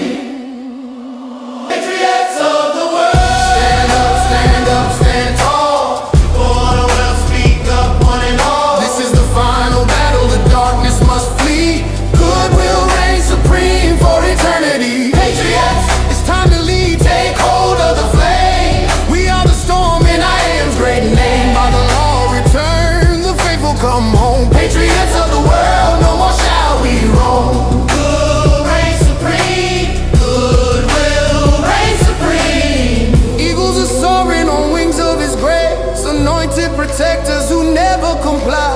Borders are altars, will 2026 opens the year of his sign. The Lord return in his holy design. The scattered are streaming, the remnant made strong. His spirit is moving, we all belong. We walk in the light with unshakable feet. I am as declared in the victory sweet. No shadow can linger when I am draws near. The storm of his glory is already here. Patriots of the world, stand up, stand up, stand tall. Hands up, speak up. Wanna know this is the final battle, the heavens resound. Goodwill reign supreme, let it shake the ground. Patriots, it's time to lead, carry the flame. We are the storm in I am's great name. By the law of return, we reclaim what is right. Patriots of the world, walk on in the light. Goodwill reign supreme. Walk on in the light. Goodwill reign supreme. No fortress can stand when his voice speaks the word. Idols are falling, his people are heard. The spirit is roaring, the trumpet is blown. Patriots, it's time to lead. I am on the throne. In the beginning was the Word, and the Word was with God. I am has spoken. By the law of return, we are home. Patriots, it's time to lead. Walk in the light. Forever we breathe. From darkness to light.